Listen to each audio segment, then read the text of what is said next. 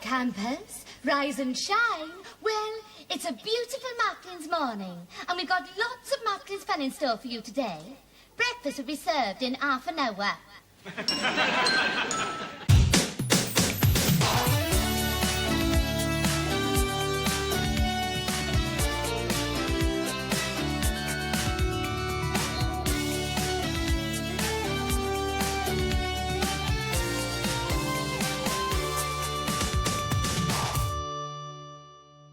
Hello, campers. Welcome to another episode. If you're actually listening to another episode, that means you don't hate the show, and I appreciate that, so thank you very much. I'm still kind of finding my feet and my voice, as it were, as a host, and we're still kind of fine-tuning the show and the flow, and the first episode you listened to is very long, which hopefully you enjoyed it. We had some great clips, and we have some great clips today, too, and I'm joined by the great and amazing Julie Klausner, writer, actor, author, podcaster, producer, essentially a one-woman Oprah Legends ball. Welcome. Oh, thank you. What a great introduction. It's the introduction you deserve. Oh, that's so kind of you. I'm delighted to be here. I want to think of myself as sort of a combination of what you mentioned and then the Revlon fire and ice ball. That was so elegant. Remember? Yes. I love that. As though the two elements could ever coexist. You have done some of the coolest stuff, and I'm so envious of what you've done, and so I look up to you. Creator and star of Difficult People, producer of Billy on the Street for Funny or Die. You were in Fosse Verdon, yes. Which, I loved so much. That was a great limited series, wasn't it? We need more limited series like that. I agree. I really loved, I loved what they did with that. That was there were some episodes I felt like were just stunning, like a film. Yeah. It's something so proud that you were a part of. Yeah, absolutely. I was delighted they included me. What other kind of like mini limited series in that vein do you think we need to put out into the world to be created? I liked Sharp Objects. I thought that was really fun. Amy Adams with her crazy mom. I like any limited series. And you know what? I also like an unlimited series. I just like it all. As long as they're appropriately entertaining character actresses in the forefront, I'm there. Yeah. But in terms of stories that haven't been tackled, what do you think we still need? Like, I personally want Ryan Murphy to do the feud between Diana Ross and, oh my gosh, why is her name slipping my mind right now, from the Supremes? They had a huge feud. Oh, wow. Mary Wilson. I mean, that would be a really heady brew. I would definitely be on board for that. I loved Betty and Joan, the feud. Yes. That I thought was absolutely brilliant. Every episode there was laugh out loud moments, and then just like really, really emotionally in-depth moments as well. And Jessica Lange as Joan Crawford. I mean, how about that? She was up there with Faye Dunaway. I mean, that was really, really incredible. Yes. I love listening to Faye talk about Mommy Dearest. It is hysterical to me. So funny. And the seriousness with which she approaches, like everything, literally the little blonde girl. Everything. Yeah. Did you hear the new voicemail from a couple weeks ago? I got an alert from a friend of mine. New Faye voicemail. I dropped everything I was doing. It's to the same reporter, so it was after the first one, and it was really just a follow up, like emphasizing the points that he may or may not have gotten slipped through his fingers. But anytime there's a recording of Faye speaking into any kind of, technology, I'm going to drop everything and listen to what she has to say. Literally the moment we end, I am going to go and watch this clip. I want to rewatch The Starlet, the reality show she did. Oh, yeah. It seems like that's right for a rewatch. Maybe that's a spin-off of your podcast, is a limited, like, we could do like a limited series where it's just the Starlet rewatch. Just the Starlet. And from that same time period, I always bring it up, The Swan. The Swan is so important. I mean, The Swan was probably the beginning of the end of the beginning, something. It was definitely a moment that we've never been the same since. Yes. One of my favorite things.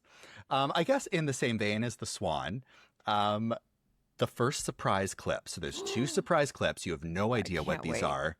And by the way, Tegan, I have to compliment you for your exquisite curation of clips because they really do go above and beyond the canon of material that we all know and love. And there's nothing wrong with rewatching or revisiting moments that have defined us pop culturally, but you really scratch beneath the surface, and I'm always delighted to see what you pull together day to day. Oh, thank you so much. You know, somebody actually asked this week in a comment about like where I get the ideas to post everything, and it started during the pandemic. I was so depressed. I was like the lowest of the low. Which for a lot of people, if you lived alone and you were isolated, it was a very challenging time. Absolutely. And I decided I would just curate a little clip every day and share it with some friends. Something that made me happy, brought me some joy, brought some sunshine into my life. And it kind of snowballed from there. So 2020-ish to now, I've kept it up every day.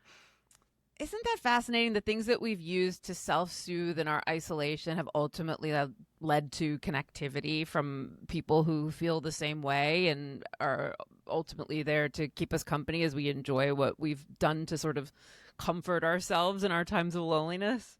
Oh my God, it has been such a joy to find this community, find my tribe of people, and to have that support and to try to turn that into a career for myself is like what I'm trying to do. How can I take what I love and do it full time and make enough money to pay the bills on? So that's the eternal question. Well, what a blessing it is to have so many obsessions and enthusiasms and knowledge and access, and to have people that are looking to you to share what it is that you know and what it is that you love. I mean, some people don't really love anything. So how blessed are we to have that?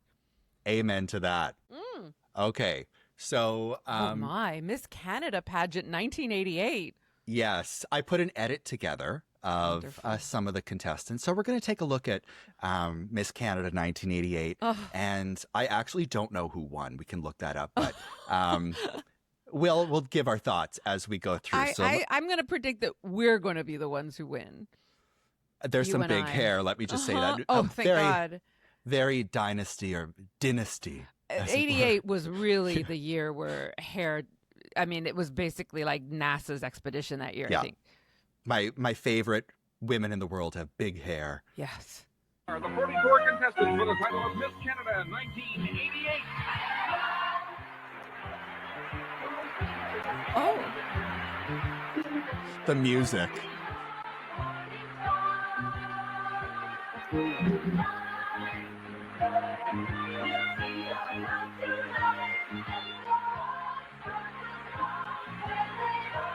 Huh?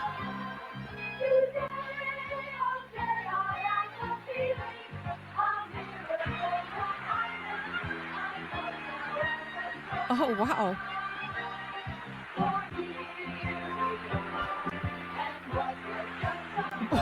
Okay. This is... And now, please meet Miss Victoria. Could you pause it for a moment? This is very like marching band inspired choreo, and I, for like a much older, a mobile sort of person, I find. And the other thing, I just keep thinking of Stephen Sondheim writing these lyrics, like thinking about this being the destination. Doesn't seem possible, but I'm looking at someone who, anytime someone's hair looks like a wig, I like them. Oh, 100%. The bigger, the better. The faker, the better. The bigger, the better, the more aggressive the feather. Yes, 100%. And I want a teasing comb and something that has harmed the environment. This is so much more than a shake and go. This, what's that hairspray in the gold bottle? Aquanet. That's the one. That's what's been used here. Wow. They all look like this. So thank God. Let's take a look. Many thanks to my sponsors, Victoria Pageant Committee, and give me pizzazz. Miss Moncton. Oh. Tracy Warman, and a very sincere thank you to my sponsors, the Moncton Police Association and CKCW CF2M. Miss Brampton. Oh. Michelle McGregor, many thanks to my sponsors, the Brampton Pine Rose Festival. Miss Fort McMurray. Maury Povich with warm and sincere thank you to my sponsors, the Fort McMurray Exhibition Association and CJOK Radio. And for anybody who doesn't know, Fort McMurray is an oil town. Like, the only people that live there are people who work in the oil patch. So Well, that makes sense because that hair looks fried. That looks like it was the result of an explosion at the refinery. yeah, she needs a deep condition. It's giving a little bit of Dallas vibes. She needs hot oil hell. Oh my God. Swanson, I'd like to give a warm thank you to my sponsors, the Mississauga News and Sharon Mall. Miss Edmonton. Heather Stewart extending a warm thank you to my sponsor, CFRN TV. Miss Portage La Prairie. Trish Lequier, special thanks to my sponsor, Portage and District Chamber of Commerce and McDonald's Restaurant. Oh. Miss PEI. Wantley McPhee, many thanks to my sponsor, the Summerside Lobster Carnival. Saskatoon. Tracy Boyle with many thanks to my sponsors, QC8 Saskatoon Television. Miss Calgary. Kevin Hutton, a special thanks to my sponsor, CFCN Television. Miss Lethbridge. Rhonda D'Angelin, and a very warm thank you to my sponsors, CFCN Television and the Lethbridge JCs. I just want to point out Lethbridge is my hometown. Is that true? Do you know her? Does this face look No. familiar to you? Have you ever seen her at the post office? The first time I saw this Miss Canada pageant, I watched it online. I did try to look her up on Facebook. And I didn't find her, but I guarantee she still lives there because nobody leaves Lethbridge. Except I was going to say, I think maybe Facebook, no, but like the local diner, yes. I would. This seems like an on-foot expedition for me. Yes, she may be a server at Denny's. I'll have to do some. Maybe I'll check LinkedIn. Maybe that's the place to go. I am really, really enjoying these faces, voices, and hairstyles coming at me one after another. I'm not feeling overstimulated. I'm like the exact right amount of stimulated. No, I feel right at home. Miss Moose Jaw. Carrie Butler with a special thanks to my sponsor, Downtown Moose Jaw Business Improvement District. Miss Vancouver. Juliet Schmidt extending a very special thank you to my sponsors, the Metro Communities Council. Miss Yellowknife. Nancy Zimmerman with a warm thank you to my sponsor, the Miss Yellowknife Society. Miss Toronto. Ooh. Marlene McDonald. I would like to thank my sponsor, the Metropolitan Toronto Police Amateur Athletic Association. Okay. Miss Montreal. Suzy Pilon, je voudrais remercier mon commanditaire, les productions Janine I should Martin de have seen Mer. that Miss coming. Newfoundland Labrador. Karen Day, and I'd like to thank my sponsor, the Training Conception Fair. How old do we think she is? I mean, she's giving body. So for me, that means that like everything else is timeless. We'll just say timeless. Yes. I mean, a few of these women look like they might be like 19, 20, and then some look like they could be 75. Yeah, a grandmother, a mother of 5. I am really impressed with the diversity of age. We'll say there's not a lot of other kinds of diversity, but yes, they definitely have. They could play any sort of mom role. Miss Toronto, though, like comparatively, looked like a movie star. Yeah. Like her hair went below the shoulder, and I mean, she was giving like Mia Sara almost. Beautiful. Miss Cornwall. Shelley Forsythe with a warm thank you for my sponsor, Cornwall Canada I Day like her and 'cause she Canada seems Week. mad. Oh, we're going to wrap it up.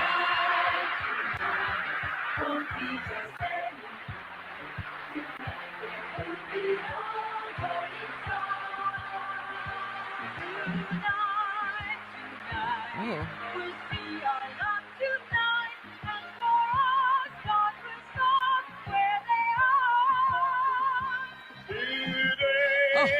Okay. I had the feeling a miracle would happen.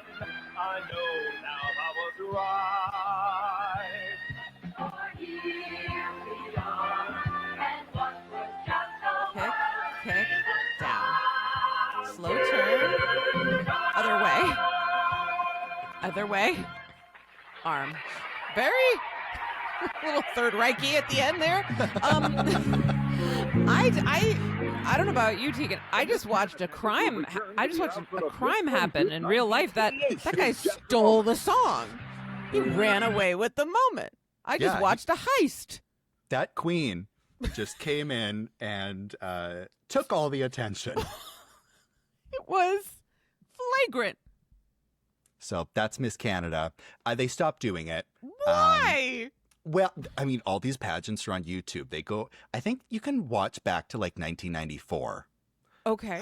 I wish they would bring this back because it's such great television. I want to know about the sponsorship process, like or process, as you would say. What was the correspondence between Miss? I forget which.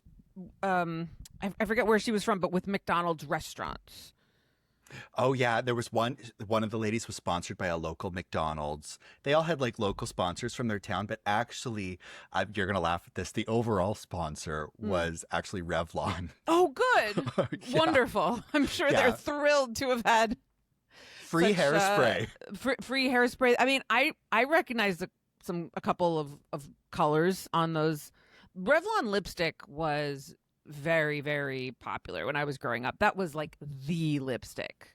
Yeah. Yes. They had that terrific shape and that very, very distinctive smell. And I could see Revlon being in the mix. Sure. Yeah. I remember that smell. Yes. As a kid, I remember it so vividly. Oh, yeah. And they had the black ones and then they had the green ones. But the shape of the cap always had that like beautiful little slant that you'd want to put your thumbprint right on. Yeah. Yes, you're right. Okay, the next clip we have, this is the last surprise That clip. was wonderful, by the way. Thank you for that. Oh, I'm so glad you enjoyed love that. And I loved their outfit. They were all sort of wearing the same ensemble, which was like a black long sleeve top and like a sort of a bubble gold skirt, but that kind of 80s gold where it was gold and black at the same time somehow. Those were actually all of their prom dresses that they probably It was wore. a very matronly silhouette. And also kind of that 80s, 50s length, like that A-line shape where you could be holding a vacuum cleaner or maybe not, depending on what time of day. I really, really enjoyed that. Oh, wonderful. Well, I hope you enjoy this one. This is a little feel-good moment for us.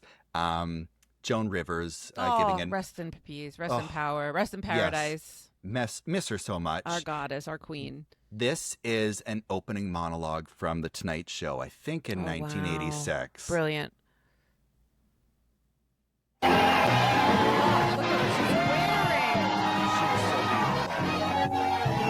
She's terrific.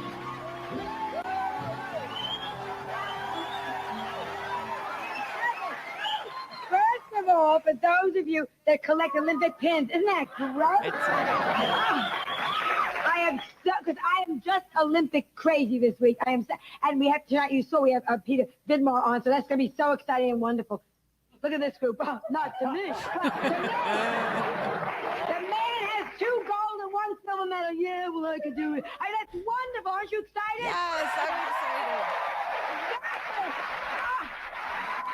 excited. And thank God you're in a good mood because I had the worst night. I had the most terrible nightmare last night. I dreamt that Tom Selleck and my husband Edgar Rosenberg were fighting over me, and Edgar won. I was just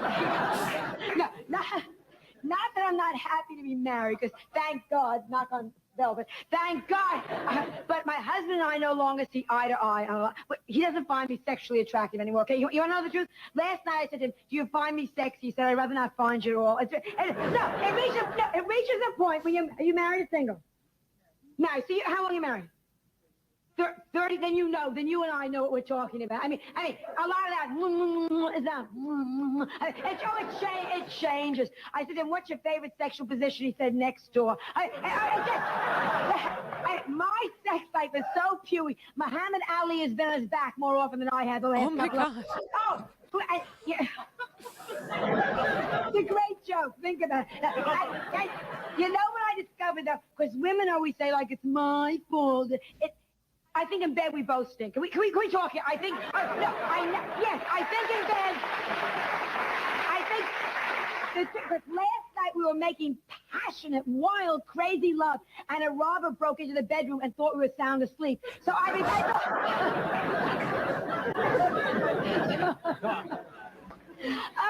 enjoyed that one. But, Also, I think part of the problem is that I'm getting older, and men don't like older women. You got to.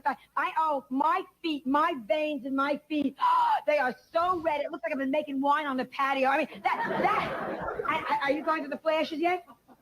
We can talk. I feel very close to you. I had a hot flash so bad they wanted to use me instead of the Olympic torch to open the. My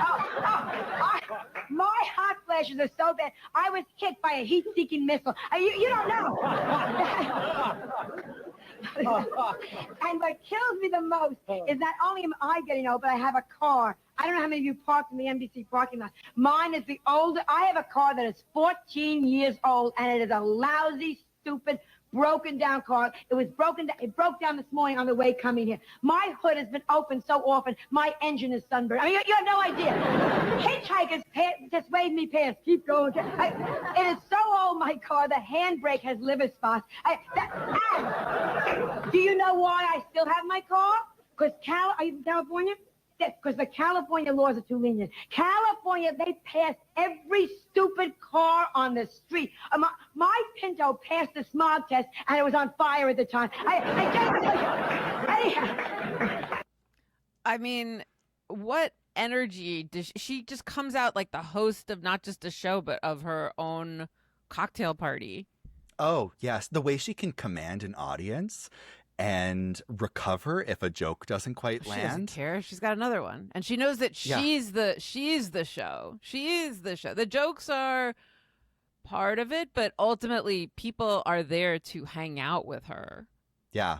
And I think it's such a shame that she never fully got to live out her late night TV hosting, the full ability she could have had. Absolutely. I mean, even just her decision to do the monologue in front of the desk and the guest chairs instead of in front of the curtain like Johnny used to is such a brilliant way to invite people in and to make sure they know that she's their friend and whatever they're about to see. I'm always in awe of her, just her like clarity of her mission statement as a performer to bring people in and to make sure they're having a good time and that they feel like they have a friend who's at the wheel who knows what they're doing. And like you were saying, even if a joke doesn't do well, there's another one coming right up, and ultimately you're just with a funny friend who's never gonna make you feel like uncomfortable about it. Yeah, I will say out of all of the celebrities over the years we've sadly lost. Yes. I still find it hard to accept that Joan's gone. Oh, well, it was definitely before her time. There's no question. She seemed to have a lot more to do. Yeah, there's a part of me that wonders, though, because she was so vocal. Like, did she actually leave the stage, so to speak, at the right time? Would the public response to her in the years to follow not have been as positive? Who knows? I mean, ultimately it was out of her hands, and just like the Tonight Show was, it was one of those things where she would always pivot. So we like to think that if she were around, she would have pivoted. She always landed on her feet no matter what, and she seemed to go with the flow and have like even that attitude with if this joke isn't great, there's another one coming up. Like that seemed to be her attitude with her career. If I'm at a bump, the next one will be like all green lights. And she was in it for the long haul and definitely had that bigger sense of scale and longevity that went beyond the moment. So I'll bet she could have ridden it out. And any like part of me is curious as to what she would say today, and another part of me is like, well, maybe she's been spared from whatever we don't like about living in the current moment. But it was so shocking when she left, because you'd think other people her age, oh well, it was their time. It just totally wasn't. She seemed to just be getting started. Yeah, and no matter what happened to her in her life, she always bounced back. Oh, like absolutely. What a fighter! One of the queens of reinvention. Absolutely, she wasn't going anywhere. And made it through some really, really brutal stages of life that not everyone else would have been able to survive. Yeah. Love her and miss her Oh, endlessly. absolutely. Absolutely. Even just coming out and like pointing out her outfit and look at these pins and the Olympics are coming out. Like that's a fun friend that arrives like a little late to a dinner. And then as soon as they start talking, the party has started. It has begun. I mean, someone who just brings the fun with her. There's so much warmth. There was like a grace and a love for humanity that she brought wherever she went. And it's ironic because you say, oh, her material was so mean or whatever. Ultimately, the material came second to the personality, and the personality was warm and kind, and she really did bring people together. Yeah, genuinely one of the most lovely people you could ever hope to meet. Gracious, absolutely, generous, loyal. Yeah, she is missed. Absolutely. But outside of Joan, what else makes you laugh the most?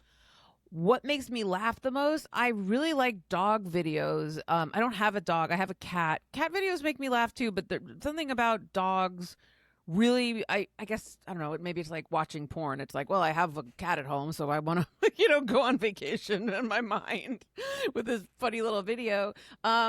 What else makes me? I mean, a lot makes me laugh. Things that, like, I was watching Zardoz last night. Have you ever seen it? No. It's important for you to see it, I think. Okay. I think you might need to make some time for Zardoz because Sean Connery is in this insane little mankini, this little red diaper and like some red ammo belt crossed over like a harness. And he does this one acting move where he just like hides behind this prism, and it's really funny. I mean, he clearly is trying as hard as he's going to try, but it's just it's a big ask. That really made me laugh. I think when people say what they mean accidentally, that really makes me laugh. And then there are just things that bring me joy, and that has to do with excellence, like effortless excellence, or excellence that seems like it's effortless, and then also excellence that seems like they're trying really hard. I love that too. As I speak to you, it's Mama Cass's birthday. Cass Elliott's voice always sounded so completely effortless. It just sounded like she was singing as clearly as she would speak. I love that about her. And yet she was another person whose life was never easy. It was always one challenge after another. But when she opened her mouth, it was like she was breathing air, and that beauty was really, really something else. So that's something that definitely brings me joy when I think about, and I love her. Definitely one of the most beautiful voices. Oh, yeah. There's a few of those who just had such clear, Mama Cass, Karen Carpenter. Yes, Judy Collins. Yeah. Others. There's so many. Anne Murray, we could go on. Oh, Anne Murray, Canada's what's her nickname? Does she have she should have like a nick, like Canada's Yellow Rose or something? Doesn't she have something? She needs something. She should. Yes. Her I don't know if it charted anywhere else, but her big song here was Snowbird. Yes, I've heard that one. Yes. So I guess something Snowbird Canada's Snowbird would apply to her very well. I love that all of these people that kind of like bring us joy are all in like that vein of camp. Yes. What do you think it is about camp and that escapism that's so significant for everybody? I think that there is an outsider, because we all want to root for outsiders and underdogs, right? But we also love stars. So I think it's a matter of someone kind of conquering their own terrain and saying, I'm never going to fit in over there, but over here, I'm going to be the queen of the mountain, and managing to convince us that they actually are. I think that's probably one of the great magic tricks of kind of outcast culture. So we all sort of feel, whether it's from like queerness or otherness, that we're not, in the main story, right? Whether or not we are or aren't, there's always that sense of like being on the sidelines and being an observer. To be able to observe and then make something out of that outsider experience, where you're not just looking to fit in, but you're looking to kind of create your own thing and then be the hero of it, is something that I think we can all connect to aspirationally. And I also think that because you aren't trying to fit in, that gives you more room to figure out what you think is interesting. And often those are very different standards of beauty. They're very different standards of what somebody would say was good or bad, or other kind of binary ways of defining something that is just interesting sometimes. And when you're liberated from things like mainstream decisions around taste, you tend to make choices that are more esoteric, and thank God, because that is ultimately the thing that breaks through, and it's just more interesting, or hopefully.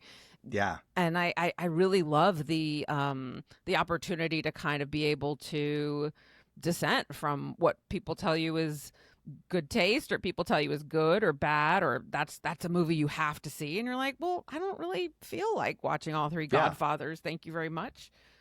Oh my God! Speaking of that, I have been getting texts from my father. I watched the first one with him a few months ago, and I love went that. home. And he keeps saying, you have to see the second one. You have to see the second one. I need to make time to watch the second Godfather. I mean, it's fine. Rite of There's passage, not I enough don't women know. in those movies. I mean, it seems to me, if I were going to remake The Godfather, which nobody's banging on my door to do, but if I were to, I would say, what the hell is going on with Marlon Brando's wife? She sings that song at the wedding.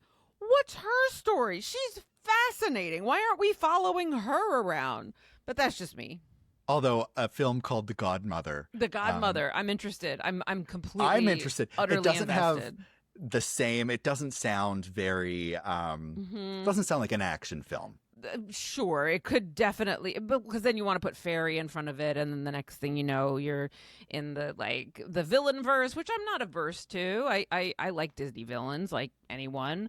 But you're right, it's not the same. It doesn't have the same like gravitas. But I will say I love Goodfellas and I love The Sopranos, and maybe that's just because there are more women in it. Like they figured out like, wow, it was really, really interesting in this like universe of mafia, like the women, like they're kind of the best part. Yeah, everything needs a strong female lead. Couldn't agree more. Yeah. We were talking about taste a minute ago, and I guess to reference John Waters, I'm very proud to have bad taste. Amen. This next category of clips is probably some of the worst taste. And these are 90s and early 2000s daytime tabloid talk shows. Oh, wow. This was my bread and butter when I would come home from school. It was Sally Jessy and Jenny Jones, and then a little later Ricky Lake, but all begat from Phil Donahue, I guess, was sort of like the OG, right? Yeah. And then it kind of went to these Berserker, lows. sort of Richard Bay, Jerry Springer. But yeah, I remember coming home from school and then watching Talk Soup, which would be the roundup. Yes. That was really something. Yes. Important. Very important. Very important. The first two that we're going to look at are from, I guess, the patron saint of my socials, and who has allowed me to have a little bit of a platform, and that is Sylvia Celeste Browne. Oh. And the first clip we're going to look at is her on Montel, and the second is from her radio show, because most people don't know she had a call-in radio show. Yeah, and a lot of these daytime folks came from radio. Like Sally Jessy was from radio, Larry King was from radio. I mean, if you're ever wondering why do they have a TV show, the answer is because they had a radio show. Yeah. People who work in radio and have the phrasing and are just the best kind of television broadcasters, hosts. Right? Broadcasters. Yes. Okay, are you ready for I'm Sylvia? So ready. And Sylvia Browne was a psychic, right? She was the psychic. She had the long nails. Yes. Sounded like she lived inside a pack of cigarettes. She is my kind of woman. She reminds me of some of my aunts from back home. I see. Okay. Yeah, so a tough broad. A tough broad, my favorite kind of human being. I actually feel the pressure of the cat, and it moves like a cat. I've seen it twice. I've heard it purr twice. Oh, the way she's seated. It looks very old, kind of. It's got a big round head. Yeah. Its hair is spaced really far apart. Black hair with white tipped. Because cats can be ghosts too. You see what I'm saying? Like dogs or anything? Yeah, and I would say to the cat, honestly, and the cat's name, strangely enough, was Blackie. Blackie. And I'd say, go to the other side, because cats and dogs understand. Now, there's a Lisa Marie that used to live there. Blackie and Lisa Marie. What's happening? What am I watching? I like that I started this with zero context. I don't know who this looks like a Leslie Kritzer character. I think she would play her in the musical. I think we'd have to resurrect Big Ange in order to properly cast Sylvia Browne. Rest in paradise again. Talk about strong female characters in the mob world. I mean, how you're doing anything without Big Ange doesn't make. How did Coppola even get that finance? But that's neither here nor there. Yeah. I don't know what's going on, but I love it, and I love how Sylvia is sitting. She's sitting like a male podcaster. She's sitting in that chair like she's on the can, and she always does that. And what I love most about her is that she just says the first thing that comes into her head. Yes. And she has this unshakable confidence. And there's something about watching her that reminds me of, she's kind of like the OG of fake news. Yeah. And she's kind of like... Prove me wrong. I'm going to go to a limb and say she could be the female Donald Trump. Okay. When she has an idea, it doesn't matter if it's right or wrong. No. She's seeing it through. Absolutely. A little girl, Lisa Marie. And she died of measles. It was a really, and then she got pneumonia and died. Oh, so she comes it's a around. double whammy. That woman is already laughing. She hasn't even got her reading yet. They had the mistake to cut to someone in the audience who looks like she has a pretty good education. Yeah. And I she sleep alone, can't but yet when I enjoy wake up, I'm sleeping with someone. This happens all the time. I'm laying on my side and I actually feel someone curled up right against me. Yeah, like spooning you. Yes, spooning me, exactly. Arm over me. I've tried to touch the arm. I have tried to flip over real fast to see who it is. I love this. I can't touch anything. I can't see anything. It's actually your soulmate from the other side, and his name is David. Oh, you're married, are you? No. You're single, you're looking, right? Help her out. Has she got one coming? 2 years. 2 years. Yeah, and his name's Kenneth. Kenneth. So, send a ghost to your girlfriend's house. Good to know.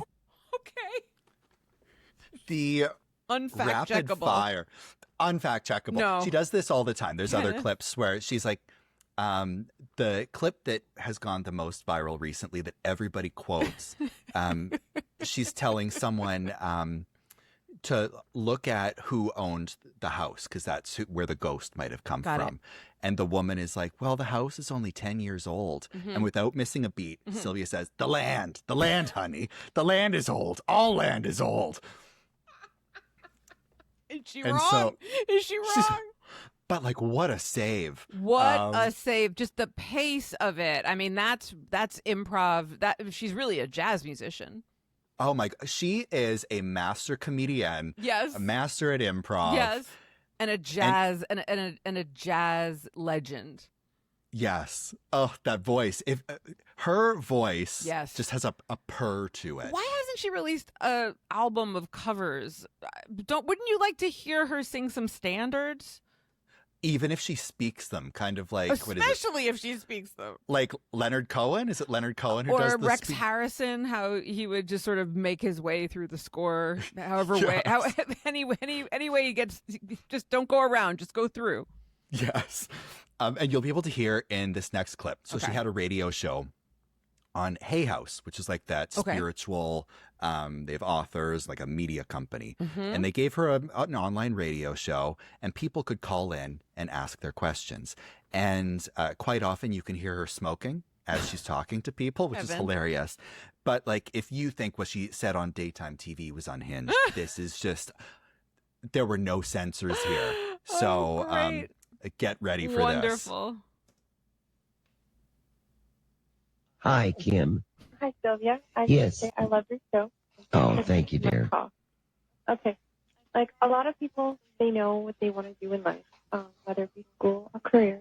I was wondering which direction I would go. If I were you, I'd go into teaching. Because you're a humanitarian and you're also a rescuer. So you could never get away from people. I don't care if you went into nursing, teaching, therapy work, whatever. But if I were you, I'd go into teaching. Thank you so much. All right, darling. Let's go to Leanne in Texas. Lee? Hello? Yes, I'm right Hi. here. Hi, I was calling because my sister and I have been wanting to start our own business, but we have no idea what we should get into or what will be financially successful for us. I think you're going to go up on internet, but I think it's going to have something to do with children's toys, clothes. I don't know, anything that has to do with babies or kids.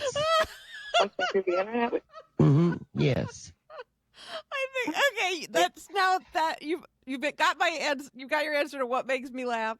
Sylvia Browne breathing audibly, then saying, "I think you're gonna go on internet for selling the children's toys." It's the labored breathing. Amazing. It is hysterical. The highest form of comedy On internet. Because babies and children are a big business now. Okay. Oh, and it has to do with some kind of child toy. Yeah, anything has to do with car seats, children's clothes, all of the above. You see it being successful? Yeah, otherwise I wouldn't tell you. But how soon will that be starting out? Well, you should start up right away. Sure. Okay, can you just tell me my spirit guide? No, honey, just one question, please, honey. We got so many. Come on, honey. All right, let's go Honey, to please. Dustin from Oregon. Hi, Sylvia. I was laying down last night, and I heard this female voice in my mind, and I was just wondering who that is. No, that's your spirit guide, and her name is Jolynn. Oh, okay. And a few weeks before, I heard a male voice in my mind, too, and You're very lucky. You've got two, and his name is Francis. Oh, okay. Yeah, most people have one. You have two. Jolynn and Francis. Oh, So okay. if they're talking to you, I'd sure as heck talk back. Oh, okay. Okay, let's go to Sue in Canada. I got the wrong job. I'm in the wrong business. I could do this in my sleep. I could totally do what she's doing. And people would pay a lot of money for it. That's what I'm saying. She charged $750 for a 30-minute phone reading. Wow. And these are 90s prices? Yes. And to make it even darker, I've heard from a lot of people, because I've been working on this documentary project, she would start off, these are people who were desperate, who were kind of down in their luck. Yep. And so they were paying kind of money they didn't have. And the way she would open the reading was, I see you're struggling financially. Oh my God, Jesus Christ. After you just paid her $750. I see your friends and family are all turned against you. They all think that you're gullible and you make bad decisions, specifically with money. And wow, that is the chutzpah, the confidence, the everything. I mean, like I said, I'm in the wrong business. I could totally make this shit up off the top of my head and sound confident about it. And I could give people life advice. I could say, you've got a nice voice. You're a humanitarian and a rescuer. Go teach or something, or go to nursing school. I don't know. And she did have chutzpah. Like she, her maiden name was Shoemaker. She was a nice Jewish girl. Oh boy! And then she discovered the psychic ability. Jesus Christ! Okay. Sylvia. Yes. Oh, I'm so thrilled to hear your voice. Oh, bless your heart. Love you Just too. love you. Sylvia, I just wanted to. I have tons of questions, but I know I'm only allowed one. But I want to know. I have two daughters, and I just want to know about their past life. Especially my oldest one. If you could pick up on anything there. She had a life as an American Indian. She did, eh? Yes. And my youngest one, do you? And your youngest one had a life as she was a princess, or let's say an empress in China. Wow. That makes sense. It does? Yes. Anything for me at all? Oh, honey, that's more than one question. Come on. sir. Well, you know the All right, rules, love. please. Okay, let's go to Tracy in Canada. Hi, Sylvia. Yes. Hi, I called in and got my spirit guide's name. Now I was just wondering about my husband and my kid's spirit guide, what their names are. Oh, your husband's spirit guide is Peter. Yes. And your child's spirit guide's name is God, I've got two also. But let's just give one. Yeah, because I got two kids. Yeah. Leanne is the first one, and Andrew is the second. This is like me and this is like me writing a screenplay. I'm like, and his name is All right. Peter. Let's go to Jeanette in Texas. It's like Bad Hi, Libs. Sylvia. Thank you for taking my call. You're welcome. Okay, my question is, last December 30th, before New Year's Eve, my house was burglarized and I'm renting. Oh. And I live next door to my mom, and I have no neighbors in front of me. So they saw that I left and my mom left. Yes. So I'm just wondering if you could help me pinpoint who it might have been who burglarized. Well, it was young people, and they were of Hispanic descent, and they came in a blue van. But the thing about it is they'd been staking out your place. Oh, God. Oh, okay, because we're Oh, my God. For anybody who is listening to this and not watching this, the way we both just gasped. The horror of like, because Sylvia is revealing to the people on the phone. She's not revealing enough because they're constantly asking for more. They're like, "What about my spirit guides?" Like, no, come on, honey, you already wasted my powers on your Native American and like Chinese princess daughters. But she is giving away so much about herself and like her own snap judgments around how the world works. It is so much more revealing than she either cares or realizes. Yeah, she's saying so much more about herself than about anybody else. ever gone. Like, my mom's either here or I'm here. Yeah, but honey, if they stake out the place, they know when people are gone. I mean, like, are they going to kill No, us? they're not going to come back. Oh. They're not. No. They're not none of my neighbors. They're just No, taking no. it. No, and if you ask, or you could talk to the police, I bet you'll be found that within a radius of 5 miles, there's been 2 or 3 other people hit. And I can't pinpoint it to them, right? They'll just say, yes, there's been other burglaries, but that's it. Yeah, but... Wow. So there you have I it. like that she gave her permission to talk to the police. Which she should have done from the beginning. Don't call Sylvia. Call your local police station. That's exactly it. Like, oh my God. I mean, in a way, it's like the Sylvia Browne 911 line would be such a horror Oh my God. show. Well, like, so I have like 60 some hours of this audio, and people are calling with health advice. They're calling for legal advice. Of course. It is bonkers. Like at the time when it happened, you think this is horrifying, but since like 20 years have passed, it becomes comedy. I mean, and there's an argument to be made that it was a comedy at the time for someone that like was just sort of cruising the radio and just waiting for something that was on. And holy cow! I mean, it really is just such a descendant of vaudeville. You realize how vaudeville still exists with the Masked Singer and feats of medium. Everybody the more things change, the more they stay the same. Isn't that the truth? Ain't that the truth? But holy cow, I can't. And also just her honey, like it has so much aggression like built in, and she's got that manner of like, you're wasting my time already, so don't waste more. Like that quality where you're just like, oh, I'm sorry, I just have one question, if that's okay. Yeah, the kind of like the disdain she has for these people who are like paying her too, which I find that's completely insane. I think maybe that's part of it. She doesn't respect them because she's taking their money. Well, and also I think it's part of her shtick, like how she gets people to believe her. Like she's very rapid fire. Yeah, she doesn't kind have of puts you on your back feet. Okay, so that's Sylvia. We saw the Montel. We listened to the radio show. Wonderful. Now back to the actual television. Please. And this is some of the lowest of the low. Here are can't two wait. clips of Cheaters from Maury Povich. Wonderful. Every time I question my boyfriend Calvin about cheating, he tells me I'm not. He wants me to believe that I'm crazy, but I'll show you what crazy is. Crazy is coming home and finding another woman's panties in my dresser drawer. It's finding a hotel key in your man can't even tell you where it came from. It's being in love with a man who continues to have relationships with his ex-wife. And crazy is going to kiss your boyfriend and his breath smells like you just ate ass. Have you had sexual contact of any kind with any other woman? You said no. You're telling the truth. Why is I want to know why his breath is so bad then. Like, that is horrific. Get this man to a dentist. Get him some toothpaste and mouthwash. I love this woman. woman's delivery. I love her. I love everything. That was such a great monologue. Anyone who's an actor should consider auditioning with that as a comedic monologue or dramatic. I really, really thought her delivery was second to none. But yes, I think we really do need to go to.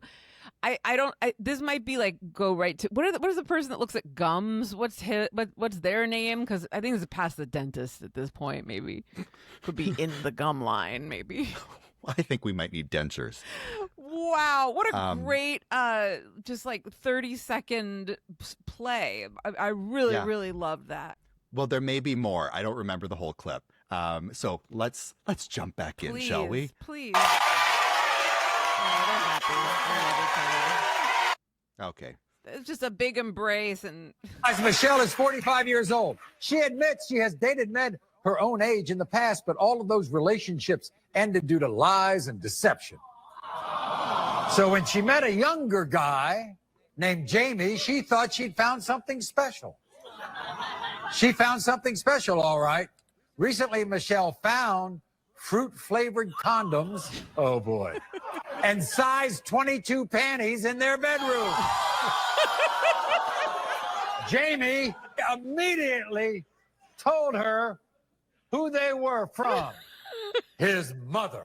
I fell in love with Jamie, and now I feel like a sucker. Jamie's 11 years younger than me. All the men my age treated me badly, but Jamie played me for an old fool. I've come home to an unmade bed and size 22 panties in our bedroom. And he has the nerve to say that the panties are his mother. Give me a break. Also claims that the flavored condoms I found in the car belong to his mother, too. Do I look stupid to you? Thank God I've been able to channel my pain into singing and songwriting. But I need a lie detector test to get the truth out of Jamie. You made me think I was your world until you went with that trashy girl. Today we'll find out what's the truth and give a lie detector to you. Not bad. Not Yeah. bad. Not bad. Not even pitchy. In Thank terms God of- I've been able to focus my attention into singing and songwriting. I mean, again, this is another great monologue you could audition with and then go into song. Then go into your song. I mean, I feel like that's probably the backstory to Joni Mitchell, Jewel. I don't think there's any singer-songwriter that doesn't have that backstory. They just don't usually shout it when they talk about it. Yeah. Or sing And about it. being that this was Maury, I actually would like to know if they actually did belong to the mum, because there are crazier things that have happened. Yeah. Well, what Is happened? there a reason? Was the mom? Is Jamie British? He looks British to me. He very well could be. Right? He kind of has that like look where he likes his footy team. He's a bit of a lad. Yeah. He's a little laddish. Yeah. I want to know why they're dwelling on the size of the panties. Is there something significant? We should probably ask Sylvia Browne what the 22 represents. Yeah. She would whip out an answer for you. Also, the fruit flavors are fascinating as well. It's the details. It's all in the all details. in the With details. Maury Povich. That's what Sondheim said. God is in the details. And this is exactly what he was talking about. Yeah.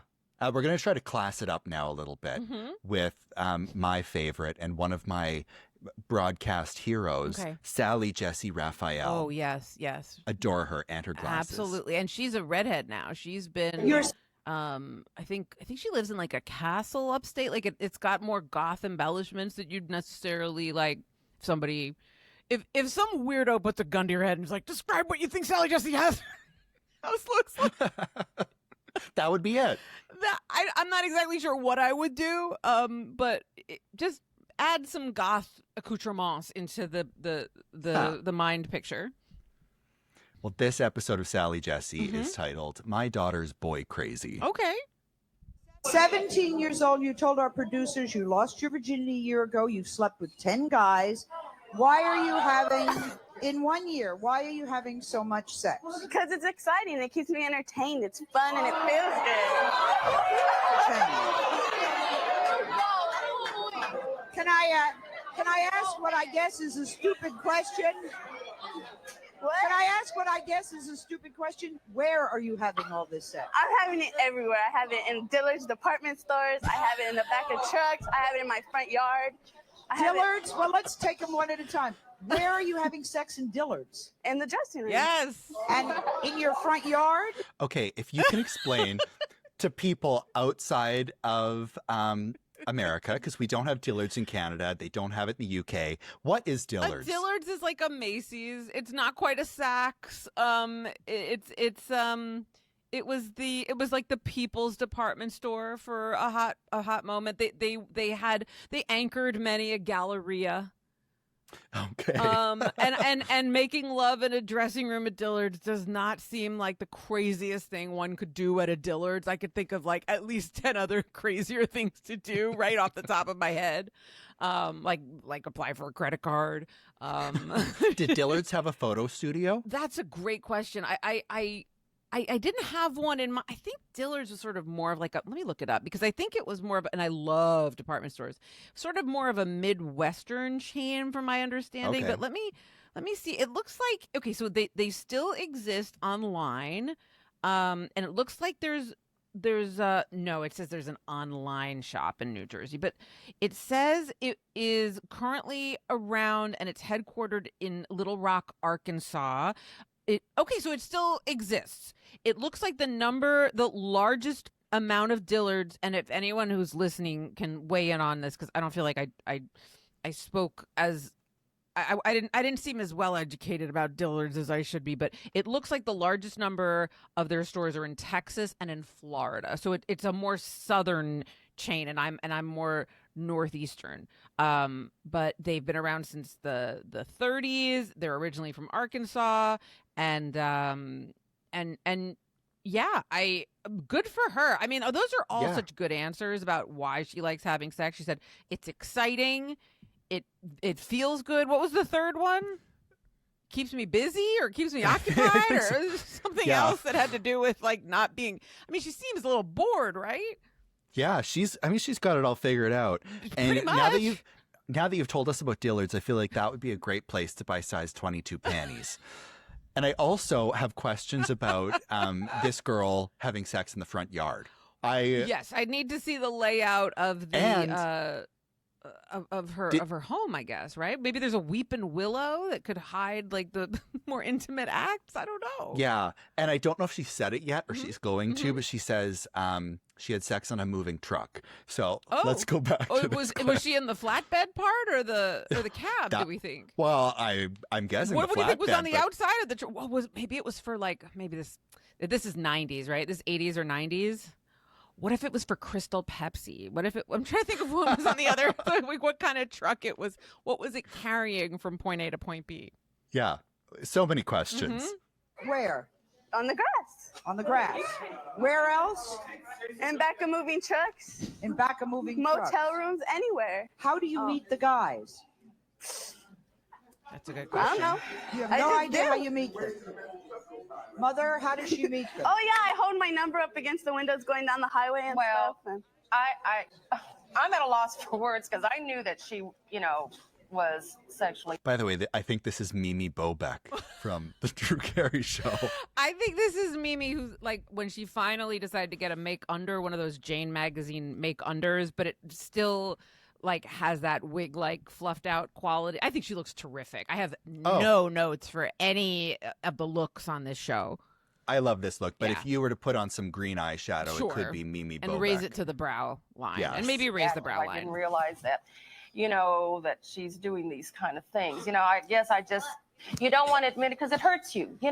You have nurtured these kids since they were little bitty, and you try to teach them, and does she know it? Do you know it's wrong? Back, do you know it's wrong? Well, of course she knows it's that wrong. You don't think it's wrong? No, they never think it's wrong. They just No. think Narissa, they like when y'all were younger, y'all were She's starting shit with someone else's mom. Narissa talks to guys on the phone so much she ran up an $800 phone bill. Who paid it? Well, we had to pay it, but we were without a phone for over a year. And the fact is that here we are. We have lost our communication. My husband's a truck driver. No phone. However, She better not be having sex in that truck. Okay, That's all I have to feel say. I feel like what's his name, Poirot here. I'm piecing together that that's where the truck. That's one of the trucks. I never tried holding my phone number up in a moving car on the highway, but that's also, I find, like a very interesting pre-internet cruising tip. Maybe I should try that now because I've had the worst time meeting men. Dating apps suck. Absolutely. I have no prospects. We are in the company of ambition, determination, and success, frankly. Yeah. But she managed to get, and by the way, 10 guys in a year. This is not reason for this. This is not newsworthy, but I enjoy watch. And this is human interest, but by no means is this headline material. Like 10 guys, great for you. Yeah. What is she is she in her 20s or is she a teen? Yeah. Well, she's 17. Yeah. So I mean, I guess peak fertility. Look at her. She's ready to go. She's bored right now. She's thinking about doing the deed on the Sally Jessy Raphael set. In the parking lot. Anywhere. It's like Dr. Seuss, like in a cave, on a stage, like anywhere. It was a slant rhyme, but I don't think it was completely below him, depending on time of night. Yeah, that's brilliant. I love that. could have been Who were you killed calling? overnight, and we Who were wouldn't you- know. Oh, okay. Mom's worried she could get killed. We could all get killed. I mean, I would say I like that she's on the phone with them. She's getting to know them, right? I think it's cute, but you can't. But they shouldn't be without a phone for a year. That's not safe. No. And it's funny because when you think back to yourself and all the things you did that were so high risk, like the people you met. Sure. It's a miracle that we're even alive. One of my best friends has the craziest stories. She was bad. She was like 14 and she'd put a flip flop in the door and go outside and her mom had her sleeping pills. So she wouldn't know, but she was like 14 and she was telling this story a while ago, how she met some guy online and went to watch movies in his hotel room. And he was like 30 something and she was 14. Thank God nothing happened. Angels, guardian angels. I mean, they watch out for us. They really do. And we look back and we think, oh my God, that could have gone. I mean, there's that story Debbie Harry has in her memoir about getting into Ted Bundy's car and like the like, what's it called? The handle on the inside of the door not working and being able to like go through the window at one point. But there are so many, brushes with, we were all so stupid. And it's so sad that Sylvia's no longer here because I would love to know what my guardian angels' names are. I'm going to tell you right now. Hold on. Okay. Give me a second. Tootie and Fruity. There are two of them. You're very lucky. Oh, thank you. And it's actually coming to me too who yours are. Thank you. And they What are they? Honey, your spirit guides are Naomi and Winona. Oh, they're Judds. The Judds. It's just the Judds. And you got a third. Her name's Reba. Oh, hey now. I like that because that's the thing, right? With Sylvia Browne or any medium, as long as the customer leaves happy, then mission is accomplished. No one's doing any fact checking. No one's going to do any follow up. If they leave happy, they don't realize until they need the money a couple weeks later that they've been completely ripped off. Okay, this next show is kind of an unconventional one. Okay. Richard Simmons. Oh my gosh.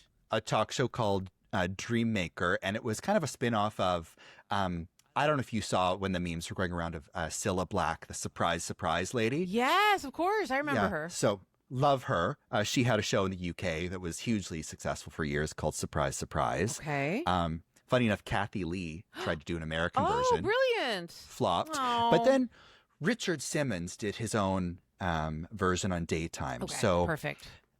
Richard Simmons Dreammaker. Yes. I would say if he's the dream maker, Sylvia Browne was the dream breaker.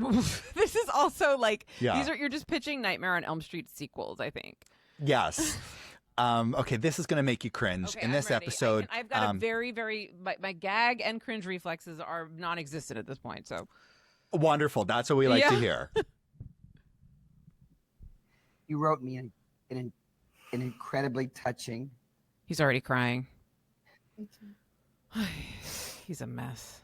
I don't think that I could read it right now. No, he can't. He's a mess. He's a disaster.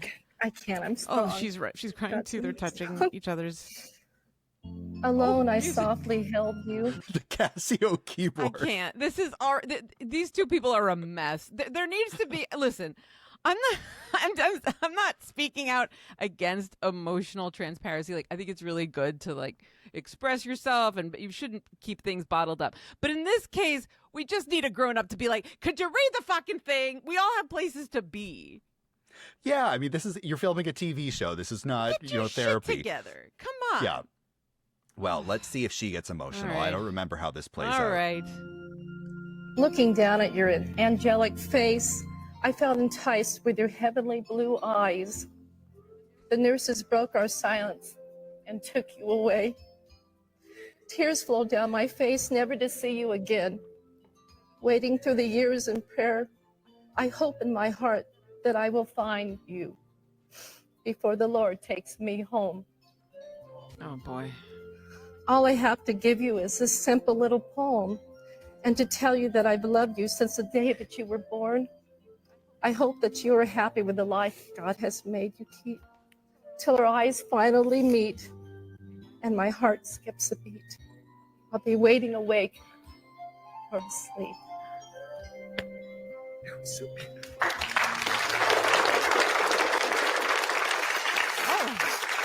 Do you know anything about your daughter? Anything at all? Nothing at all. My sister's been trying to find her and my niece. Now, I just hope that she's alive somewhere. Do you believe in magic?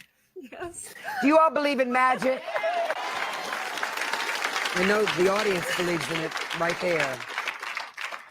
Can I show you a little magic? Would you? Would you come with me? No. What? She said no.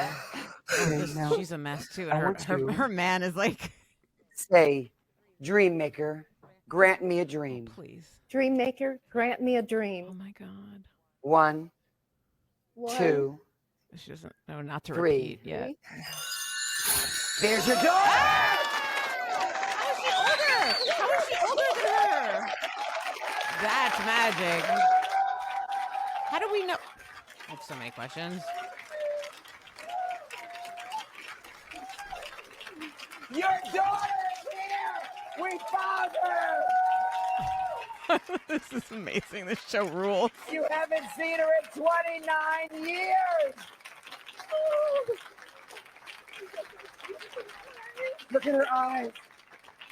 Open them. Open them. Look, they both have the same beautiful blue eyes. Now, Tammy was adopted, and they renamed her. That's what I thought. They renamed her Sherry. Oh, that's Hi, a Tammy beautiful Sherry. name.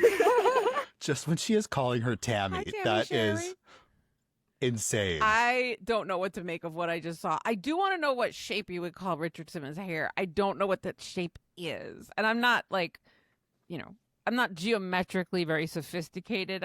I'm aware of like, a square is a rectangle, but a rectangle isn't a square. Like I know that, but what would you call that whole aesthetic that this is taking? But like those like autumnal tones and that vest he's wearing with the collarless shirt and that whole like 90s kind of like opulent vibe. I don't know if I'd call it opulent, but he always had vests, and he was always, no matter the time of year, dressed like a cornucopia of That's what I mean. frivolous autumnal delights. That's what I'm saying. Like the opulence comes in like the velvets. Like they were all like fabrics that you would have draped some kind of, like chair in, and like a lot of like so much velvet, so much. There was just a aspirational kind of sophistication they were going for. I don't know what to make of what I just saw. That woman standing behind that black curtain and all in it like a magic tree. He had a magic wand. Wow. Yep. That's the classiest way to reunite with your adopted with your birth One mother. can only hope. We have 2 clips left in this category. Okay.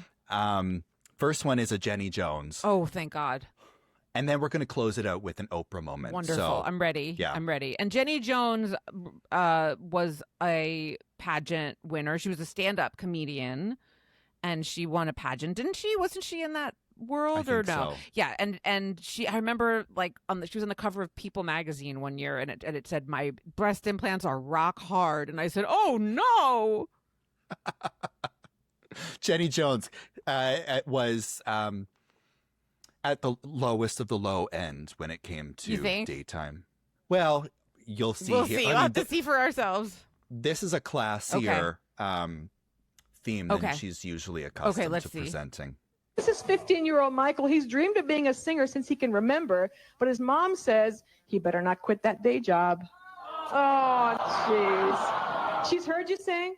Yeah, she has. I've been in variety shows. I've done solos. Michael and is I mean, 15. she's never said I don't have talent, but what style of singing? I mean, somewhere between pop and R&B. Okay, pop and R&B. Yeah. All right. And so does she gives you, and your sister too, but they both give you a hard time, right? Yeah, my sister hasn't been to any of my concerts since the 6th grade. And concert. You know, it hurts. It does.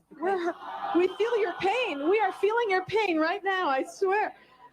So, but you really are serious about you want to make a career out of this? Yeah. Oh, he's from I know I'm Oh, gonna he's make a from Port career out of Jefferson. this, He's from and, Long you know, Island. I really need their support, but if I don't get it, we're gonna oh, try. I feel like I and know help you out this today. We kid. have This mom- kid's got to mom be like and a friend sister of on mine videotape somehow, I first. think. I bet he's in my network of. My son Let's says see. that I don't support his singing career. Well, how can I when everyone thinks they're going to be the next Mariah Carey? Michael has to get his life together. Singing has no real future. Michael has to wake up, get a real job because he has no future as a singer. More importantly, he listens to Mariah Carey. Give me a break. I don't want to have to support him until he's 40 years old. He thinks it's all coming to him. You have to work for it. He sings in the choir, but he doesn't get any solos. And doesn't that say something? I mean, I'm his sister. If I can't tease him, who can? And if you've got a dream, you're here today because you're gonna sing and you're gonna hope so. show the world that you can sing, right? What are you gonna sing for us? Before he sings, I love that he's part of the Lamely, and I don't think he's come out yet. That's what I'm saying. T, this guy sounds like he seems really familiar. I have a feeling that he's one of my friends. Yeah, like I never thought or tried to sing, but there's something about him that reminds me of me. At That's that what I'm age. saying. There's familiarity here. It is like Long Island family. Like there's a lot of familiarity in the mix, and I'm very, very eager to see what he's got to. And this is the topic of the show is stop dissing my dreams, which I think is a really good. It could be like a good title for a song in its own right. Oh, 100%. I love that. Yeah, stop dissing my dreams. Yes. That sounds like something that might have been like on a Jessica Simpson album or, yeah. Okay, well, let's see if he actually can sing.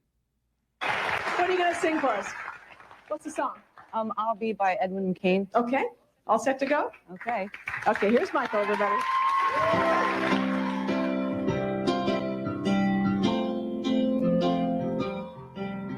Strands in your eyes, the color of them wonderful, stop me and steal my breath. An emerald from mountains, frost towards the sky. Never Look at that guy from the nursing home for like a day pass. They found that guy at the bus station. Tame you, Quincy Jones.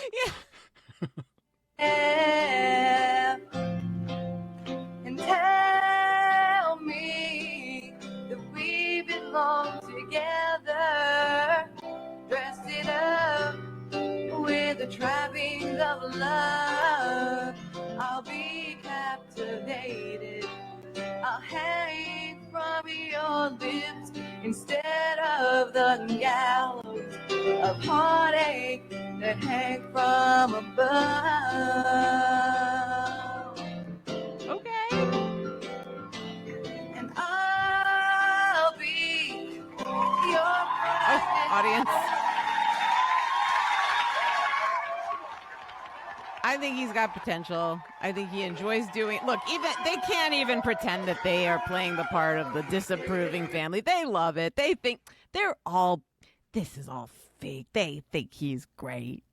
as cringe as it is, I just want to give him a hug. Of course. And you know what? He's got potential. Sure, he's flat. We don't know if that's because he's nervous or he just needs more practice. The chutzpah he has to stand up and do what he does, and he loves it. We love this. This is a confident king. Go on. I love that Mariah is your patron saint. Like, you're going just keep it up. But I would imagine there were some hard times. I mean, that was sure. a nationally aired performance. Kids are mean. He was 15. It's like the worst time of your life. He's in an awkward place too with the braces but he's about to, we'll check in from a year from now and he will be, we'll be working for him, frankly. We'll all be working for him. Yes. Okay, last clip is a feuding family on Oprah. Okay. And this is like at the time when Oprah was still... she wasn't pre-book Oprah. Club and pre kind of like this. This is pre remembering your spirit. Got it. I hate when I forget mine. By the way, this is what I forget: my keys, family members against your keys and your spirit. Yeah, it's so annoying. Okay, so this was and I'm looking at the hairstyles of the crowd. There's one behind her that's like pretty remarkable. So this I'm putting in like late 80s maybe. Yeah, this would be late 80s, really early 90s. Great. I think. Perfect. I love the shoulder. I love that look she has. She looks terrific. I want to recreate that outfit. She looks beautiful. No, she seems to think I have, but I haven't. Wait a minute, right there, Penny. I hate your guts. Hey, you're an fine. instigating bitch. That's what you are. Who are you? Who are you? I'm her brother-in-law. She married my stepbrother. You know, I don't like my brother Mike no more because of you. You tore him away from our whole family. No, she Penny, tore him you away did from too. your family. Look at your kids. Your son is the best kid. But look at hey. you. Look at you, Penny. You're a disgrace to our family. And I really feel that. If I ever see you again, Right here now. your butt is mine. Ooh. What's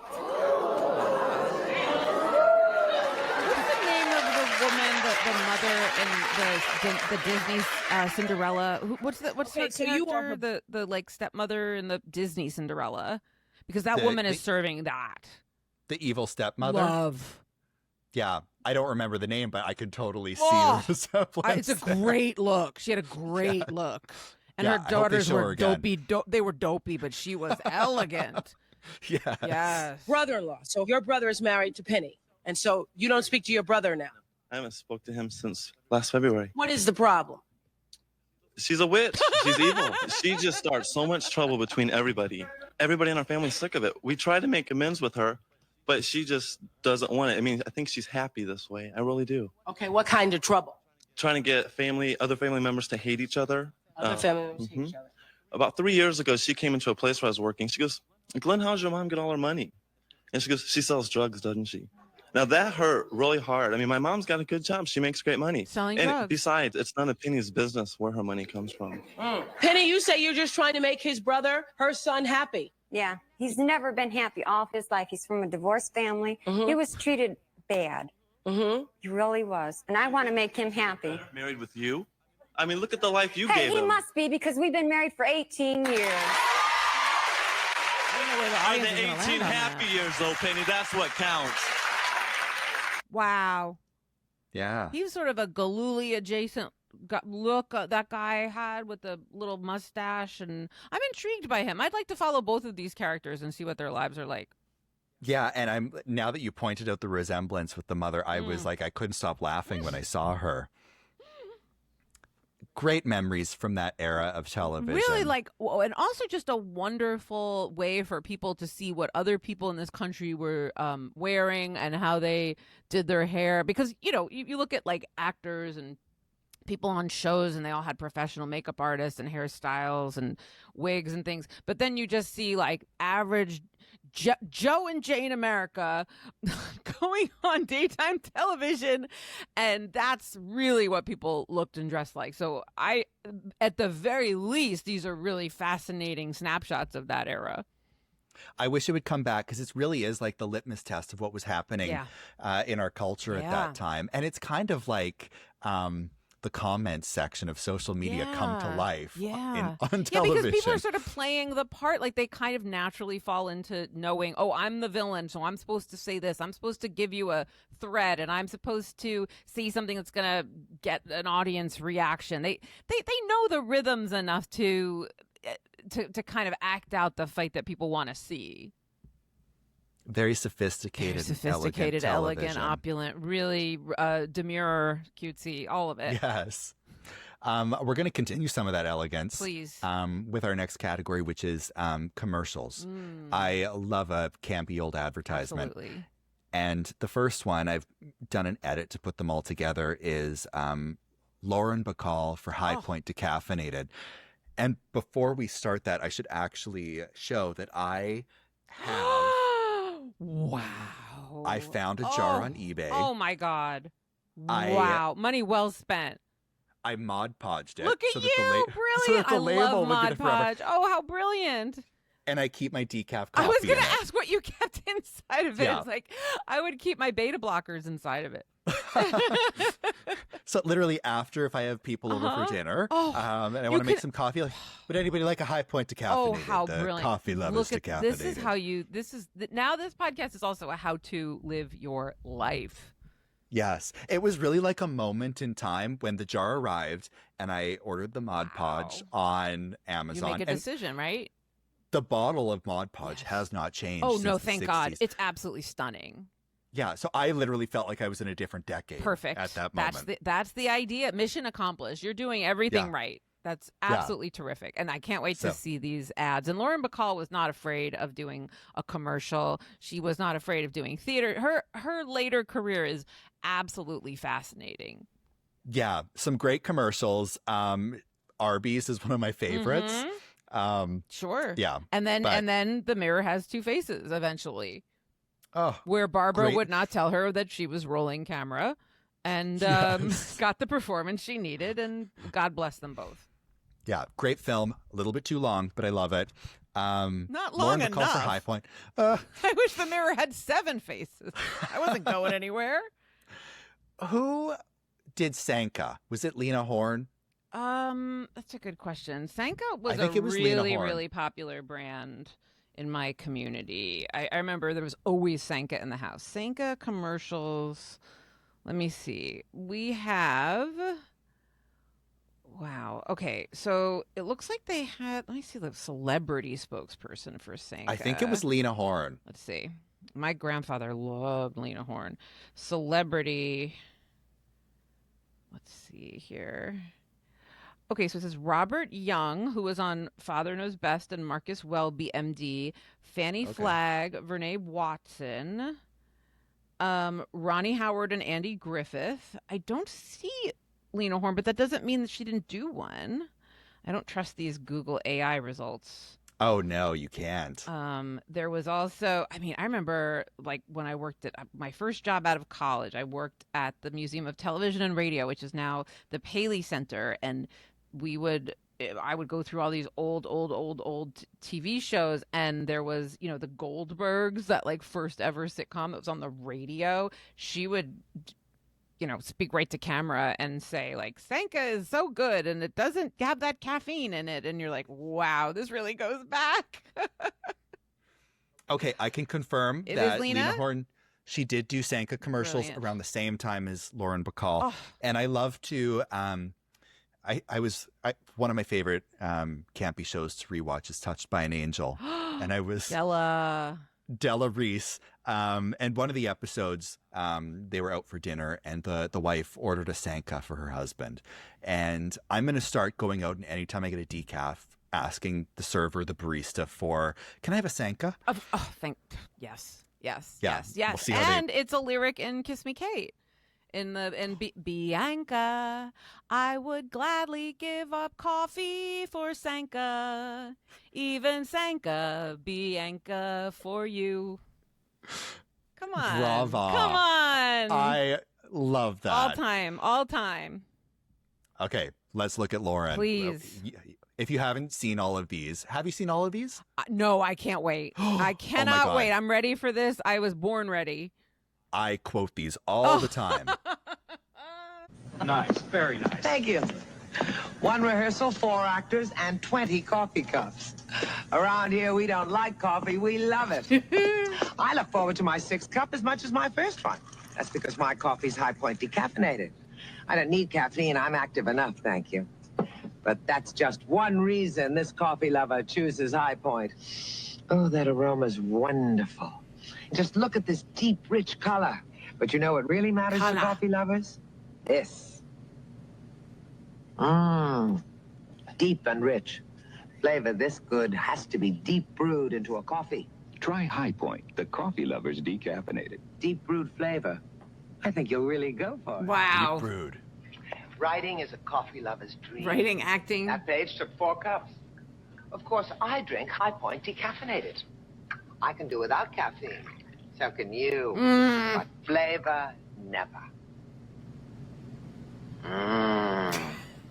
Delicious. You see, High Point has a special way of capturing flavor. Oh, my. Deep brewed flavor. That's what every coffee lover wants, right? Sure. Oh, my God. Those Deep brewed flavor. I think you'll really go for it. Deep brewed flavor makes High Point the coffee lovers decaffeinated. High Point. You're gonna love it. Logo matches the Mod Podge logo. Oh, thank you. Rushing for an 8 o'clock curtain every night means giving up a lot of things, but coffee isn't one of them. I always have time for my favorite instant, High Point decaffeinated. A whole little I don't want extra caffeine. setup in the back of her limo. But I am a coffee Wearing lover, like a so I bearskin expect rug. more. Draped and not like worn. This delicious aroma. Every jar is bursting with it. And look at this deep, rich color. Color. Of course, coffee lovers know it all comes down to taste. It's a bump. That's rich. Oh my God. You know what makes High Point taste so good? What? Deep brewed flavor. Yes. I love it.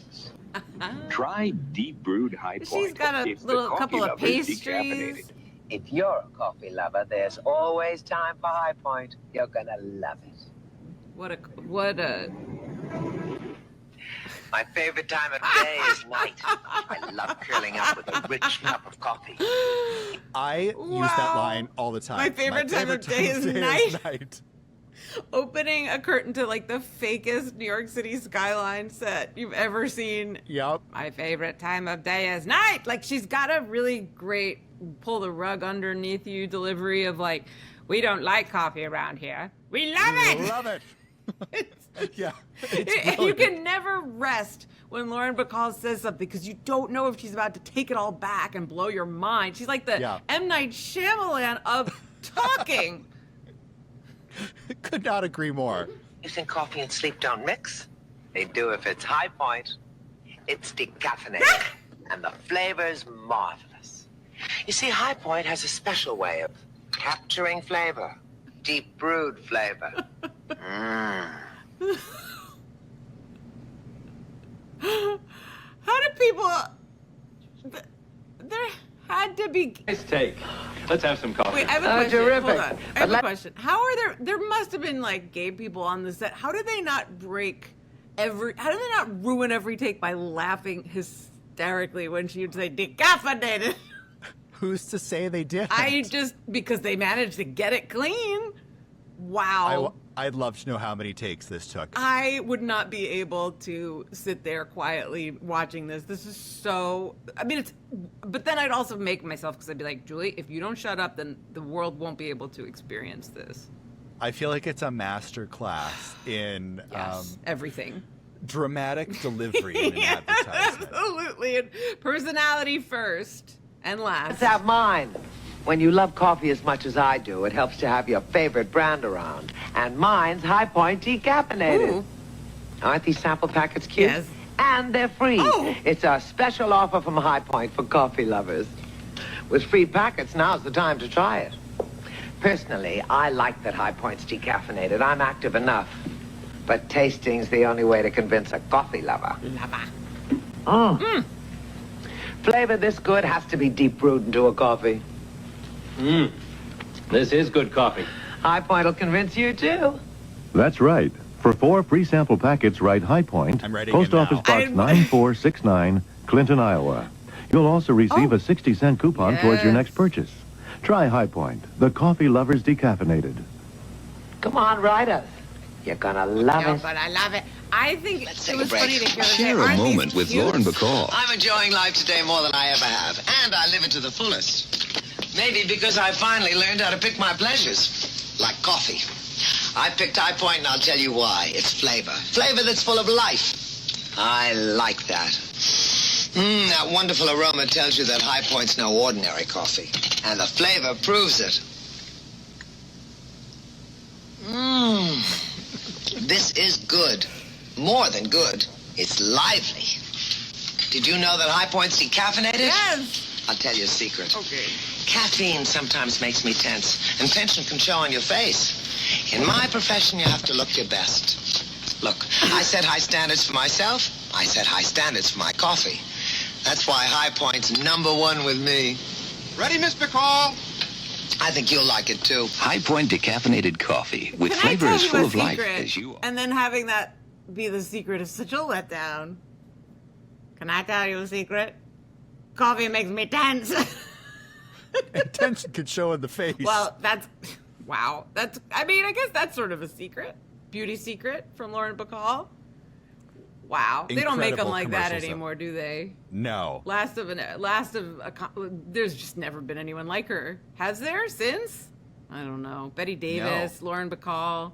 They aged and who even knows how old she was in these? She could be like 47. We really need to get some of the young actresses. We need to get them on cigarettes because that's where the voice comes from. It definitely helps. Yeah? It definitely helps. Yeah, I mean that's only like that's just the tone. They also need the technique. That can be learned. I hope so. That was back when I used to smoke cigarettes. Mm-hmm. Partly I was like, I want a deep voice. And also when people used to like, why are you smoking? I would be like, if the little girl in Beaches can smoke, so can I. It looks cool, duh. Yeah. Okay, the next commercials are, I don't think you'd see these today. These are from Massengill. Oh, so good. Get ready Wonderful. for these. This is and for those of you who don't know, this is a very helpful product, which was basically a salad dressing that you just squirt up inside of you and then hope for the best.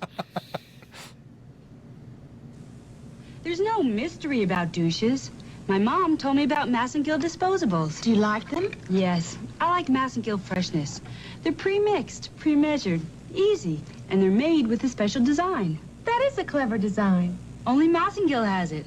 Massengill disposable helps me feel Massengill fresh. Massengill freshness. Sounds good. 2 fragrances and vinegar and water, the ingredients many doctors recommend. No, Massengill doctor. freshness. Made in Mom, do you ever feel, not so fresh? Sure.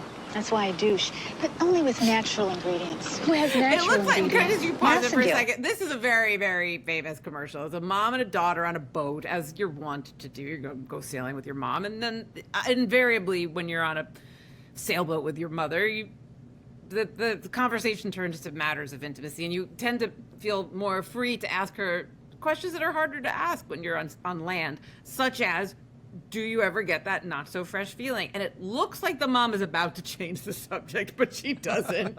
She goes all in. Yes. And the way she casually mentions douching is just so... It's so organic. This happens to every girl. I don't know a single girl alive who hasn't had, or woman who hasn't had, this is just a rite of passage, really. To have this Just chat on a with boat, your mom. on a fucking sailboat with this woman who has like a, I don't know, like an Adrienne Barbeau quality. Oh, I love that. Yeah. Yeah. Massengill was so much classier than Summer's Eve. Yes. Yeah, Summer's Eve, like, we don't know what kind of vinegar they use, if it was balsamic or rice, we don't know. But Massengill, you knew that vinegar was really the finest that you could find. It was trusted. Imported and from Italy. You weren't just going to be fresh, you were going to be Massengill fresh. And that's a totally different thing. Some doctors agree that it was different than the other kind. Yeah? I'd love to meet these doctors. I Dr. love when they used to Pepper, do that. Doctor. Yeah. Yeah. When they used to do in ads, it was like 4 to 5 doctors agree. They were all actors. I can't imagine what doctor today would be like, yes, and the fragrance is really going to get you where you need to be on this. Oh, just wait. They're going to talk about the fragrances in some of the future commercials. Oh, no. They have vinegar and water or baking soda. Trust Massengill to make you feel naturally fresh. Holding out on your mother? What? You never told me Massengill douche has effect doll. I just bought it. Only She wants Massengill it. has The mom effect doll wants it. for effective They're douching so any time of the close, month. these two women. Massengill adds effect doll to all 3 fragrances for Oh. a clean, fresh feeling of gentle, Flowers are effective blowing douching. into the frame. I've always liked Massengill's more comfortable slanted design, and only Massengill has effect doll for Their faces effective are so douching any close. time of the month. Trust Massengill, the leader for 74 and the daisies years. are blown away. So I just need to mention that the mother and daughter had never seen two faces be closer, and they look the same age. Yes. So And I need to know what effect doll is. it's effective. It affects your. Is it bleach? Yeah, it's bleach. It's bleach. It's good old. You know that toilet cleaner that has like the neck where you can Yeah. kind of extend it for like a little ring of gel. It's like that. It's basically That's that. what it is. Yeah. I think that's the only commercial they ever mentioned effect doll in. So I don't know if maybe the it was FDA immediately banned it. pulled from the market after it was too effect all. It affected all. Yeah, after it literally ate The through a organs, uterus. yeah, it affected the heart, the lungs, the liver, the kidneys. It affected all, unfortunately. Mom, I need your advice about douches. I've always liked Massengill, and now they've So got direct. a new fragrance. And she's got it under the table while they're planting What flowers. are they potting? Are they potting little plants for Daddy to bring to work for his desk? I only see soil. I don't know if they're Okay. actually planting The anything. but I love- mother-daughter thing is so hard to cast for these people, apparently. Yes, because they do look They look relatively like the they're same age. They look like two friends meeting up for something and nefarious, and invariably one of them calls the other mom, and then you're like, what am I? But this one at least was very direct. Very direct, Yeah. very blunt, no beating Oh around yeah, the let's bush. talk about douching right now. Yeah, no pun intended. Yeah. Let's jump back Let's to it. jump right back in. Belle May, the best douche fragrance ever. What a beautiful name. Until Belle May, there's never been a fragrance as fresh and lovely as a day in May. Massengill freshness, even better. Right, and still convenient. Same special design, and it's pre-mixed, pre-measured. Belle May sounds fresh and lovely as a day in May, and sounds like good advice. Oh New my Massengill God! Belle May, They beautiful really name, like their beautiful name. fragrance. You know, I gotta tell you, how stupid do they think women are? Pretty stupid. That design of the bottle, they're acting like it's, you know, like penicillin or like sliced bread. It is literally just a plastic bottle with a top that kind of goes off to the left. And I have to tell you, I did extensive research online to figure Good. out what the hell is Belle May scent. Yeah, and Nobody's heard of No it. one It knows. does not exist on the internet. also May is spelled M-A-I. They really proud of that. So it's completely something they made up. Belle May could be anything. I think it would be a fun name for a drag. Like, if you're looking for a drag name, I would propose that to put that in the mix. Or a stripper name. Yeah, affect all Belle May. Belle May affect all. Belle May now with effect doll. Belle May affect all. Okay, so this looks like they've gotten off the sailboat. Yeah, but it's and still now- a beachy sort of New England location. There are rocks, there's wind. They're both wearing sort of like white Irish-inspired knits. This is what I always hoped my upbringing would look like. Yes. That I would have this very New England. Absolutely. And also have this very normal conversation that all mothers With have the with their same-sex daughter. parent, yes. Mom, I've got to ask you something real personal. Do you douche? I sure do. But only with Massengill vinegar and water. Why vinegar and water? That's what my doctor recommends. For a naturally fresh feeling, only Massengill Wait, what has was two her vinegar answer and to why water vinegar douches. and water? Because that's what her doctor recommended. Fine. Pure, extra mild, and extra cleansing when you need it. You'll see how clean and fresh Massengill makes you feel. Massengill, trusted by more They both women walk than any into other the brand. ocean together. Ends like Oh. interiors. Interior. they're on their way to some sort of pact. Speaking of interiors, I just listened to your episode where you talked about the Woody Allen interview. I'm sorry. That was a lot. You know, I appreciate you listening to it because I put a lot of... That was not easy to get through No. that whole episode of Woody Allen and Bill Maher. It was at least an hour and a half. It felt like much longer. I had to stop in the middle and have a night of sleep and, like have a brisk walk. It was not easy, but I got through it, and I do this for you. I do this for you. I couldn't watch it. I have to say, it makes me sad because I used to love some of Woody Allen's films. Absolutely. Like, one of my favorite. So formative. Yeah, one of my favorite films ever of his is Manhattan Murder Mystery. Oh, that's a fact. That was like his last great one, I think. Yeah, and I can't watch it now because hard. I get the ick. Yeah. Even if I try and I know it's a great film, you just get the ick so bad. It's challenging, but he was really great. I mean, those early movies, and you're right. Manhattan Murder Mystery is, in my opinion, his last like really, really great film. But no, it's a complicated, sad legacy, and it's not black and white, unlike some of his movies. Yeah, he gives me that not so fresh feeling. Yeah, exactly. Like what doctors are these women going to?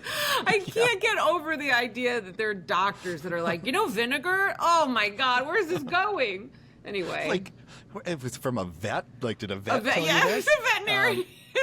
It was a veterinarian. But listen, if you've had good experience with douching and vinegar and water is something that works for you, God bless. I'm not here to get in the way of you and a home remedy. This is just my own personal experience that every doctor I've ever had said, don't you dare do that. Are you insane? That's just my experience. But who knows? Maybe you have a good experience with it. I'm not judging what you do to feel good. Maybe these were all male doctors who really like the smell of Belle May.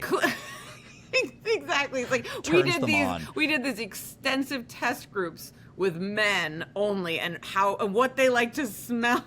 That's basically the focus of all of our research, it turns out. Oh well. Yes. Oops.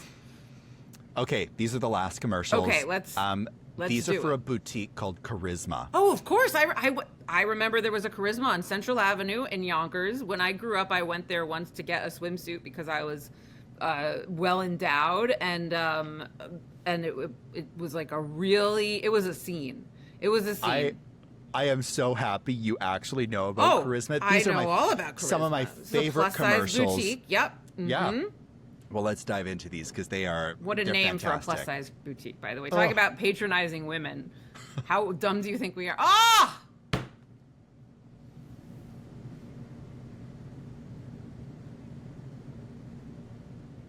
Yep, I know that logo. Yep. Yes!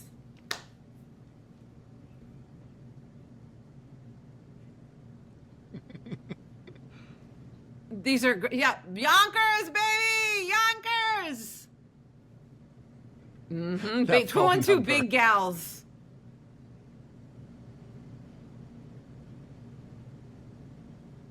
Yes! That looks like Dorothy's wedding dress from Golden Girls. There's a lot of Dorothy coded. There's a lot of draping. There's some glitz. There's some glamour. There's a lot of shoulder pads. This is, to me, by the way, this accent is home. I mean, I imagine this must sound a little exotic to you, but the way that this is very like Long Island, Brooklyn, Manhattan, Yonkers, like this to me is this is as homey as like a cup of matzo ball soup to me. It's funny because yes, this is a very like foreign accent to me from where I come from in rural Alberta, but it's so comforting. Good. It makes me so happy. Wonderful. Probably because for most of my life I've been surrounded by strong Jewish women. Wonderful. And many of them had this accent. Fabulous. Yeah, this to me is like a lullaby. So and you know what? These fashions for women who didn't have like anything to go on in department stores, these ain't bad. But you're right, they are very Dorothy. They are very Dorothy Bornak coded. 100%. Yeah.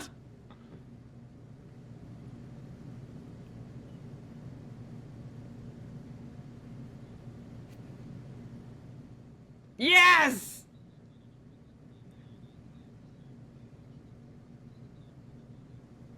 Westport is fancy.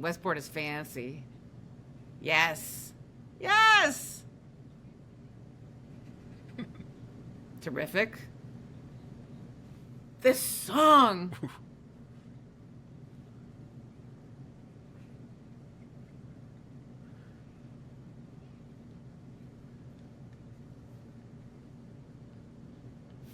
That is a good. Wow. I want to get that on my iPod to rock out to when I know. I love that song. Really good song. I want to make that my phone number. Yeah, 212 big gals. Every phone number I've had always has to end with digits to spell Liza. So I can tell people my number is da-da-da Liza. I've had that going back as long as I can remember. Wow, that's brilliant. Yeah. What good fortune you've had in the number department. Would it be to tell somebody my number is whatever area 212 big gals? No, you want the 212. You're gonna want the 212. You need the 212. Oh yeah, big gals. And I gotta tell you, these are some high fashions. I gotta look up Judith Ann. She seems like an iconic designer. I mean, Chanel, Valentino, Judith Ann, right? Up there with Halston. Yep. God bless. And this logo, at the very least, Tegan, I think you should get a T-shirt with that logo on it. Charisma. Yes, I've never seen a more italicized italic. Everything's leaning to the right, like that douche bottle. Same shape. That's where they got it from. Yes. Fabulous. Well, that's it for the clips I have. Brilliant. I do have some little final segments to get to know you a little bit better. Everybody to get to know you a little bit better. And this first one is called Have Several Seats. And this is your opportunity to call out somebody who has wronged you, somebody you think deserves shame, could be from any time in your life. Who would you like to call out? Whoever wrote me from Bergdorf Goodman online and told me I can't shop there anymore. They have to knock it off. Neiman Marcus and Bergdorf Goodman online sent me a letter saying I'd returned too much stuff and I'm no longer allowed to shop from their website. That is horrible. I couldn't agree more. It almost ruined my. It didn't ruin my life, but I'm fit to be tied. You know how much I care about department stores. I was apoplectic. Plus, it was a misunderstanding. I didn't return that much shit. I basically ordered a bunch of dresses to go to the premiere of Bros a couple years ago. I ended up going with a bespoke tuxedo, but that's neither here nor there. I needed to order a bunch of things to have options, and I ended up returning them, which is what online shopping is for. But then there was a complication in regards to this one gown that I had sent back, and then it came back to me, and then I was on the phone, and customer service was challenging, and the next thing you know, I get a letter saying, you're not allowed to shop here anymore. I said, this is out of Troop Beverly Hills when they cut up her credit card and you have a genuine emotional moment for Phyllis Neffler. I really felt it's what? Well, I love you, though. You can't hate me. I love you. The only way around this is to legally change your name and get a new credit card. So maybe you could go by Belle May and the Belle May charisma. Maybe. But either way, I'm very mad at them. So have several seats. Yeah, could not agree more. This next one is called Forgive Me, Father. And this is your opportunity to apologize to somebody that maybe you have wronged in your life. I want to apologize to, let's see. I think as I get older, I understand the appeal of artists that I didn't really get the first time around. And it turns out that they just sort of have to be a little forgotten or down on their luck for me to really appreciate them, because when they're hot, I don't care. But then a few years later, after they've gotten that broken in patina, then all of a sudden they're really fascinating to me. I'm exactly the same. Yeah. Trying to think of an example of that though, and I can't really. I mean, I know that we had something on Double Threat recently when I came in really hot for Johnny Carson picking on Zamfir, the pan flute artist, and I was like, it's kind of homophobic, and what was his problem with Zamfir? And then they showed us a clip of Zamfir, and it was literally 2 or 3 seconds when I was like, fuck this guy. This guy sucks. I was wrong. Johnny Carson was right. It's so funny. Most people don't know who Zamfir is. He played the pan flute. And my grandparents always listened to Zamfir. Oh, really? Yeah, they would put on Zamfir Gold. Good for them. what was the big song? Was like the Lonely Goat Herd or something. Yeah, exactly. It was just or like the something shepherd. It's a little new wave, and I just remember Johnny Carson was obsessed with making fun of him. And you're like, what's your problem? It's like kind of xenophobic. It's kind of homophobic. It's like this guy's just doing his thing. But they used to run this commercial all the time, so we watched a little bit on Double Threat. And as soon as I saw him, I'm like, oh, I was wrong. This guy sucks. Fuck him. He deserved all the, like, you know, all the ridicule. So Johnny Carson, I apologize. Although he was shitty to Joan Rivers, so I don't know how much which I I don't apologize. like. No. Zamfir, kind of like Yanni. What did Yanni play? Yanni played the strings of Linda Evans' heart. They were an item for a minute. Yeah. They were together, and that was crazy. Messed her up. I mean, I don't know how she was going into it, but I think, you know, the proof is in the pudding. They were a real power couple, but I don't really know where the power was coming from. Yeah. And apparently she was so self-conscious about being with a younger man that she underwent so much Linda plastic surgery. Evans, I don't even know where to begin with that. The idea that anyone perceived of Yanni as like a younger man. There was just so many other things going on with Yanni that younger wouldn't be the first adjective. I wouldn't reach for that adjective after listing 200 or 500. Yeah. And she was one of the most beautiful women in the 80s. And she still is. She's still beautiful. She still is. Yeah. Okay. This last little segment. Yes. I haven't decided on a name yet. Okay. It's either Streams of Consciousness or Getting to Know You. Okay. And this is just one-word answers, short statements. Love this. The first thing that pops into your head, Perfect. kind of like your Sylvia Browne, as Okay. people are calling it. So the first one is, if I could swap wardrobes with one fictional character forever, it would be... I mean, we already mentioned Phyllis Neffler, but I don't know if you could do much better than her outfits in Troop Beverly Hills. I'm also trying to, I guess, City Sadie also from Big Business, Bette Midler's like urban character. Yes. She always looked incredible. There was a lot of caping, a lot of pencil skirts. I'd say one of those 80s ladies.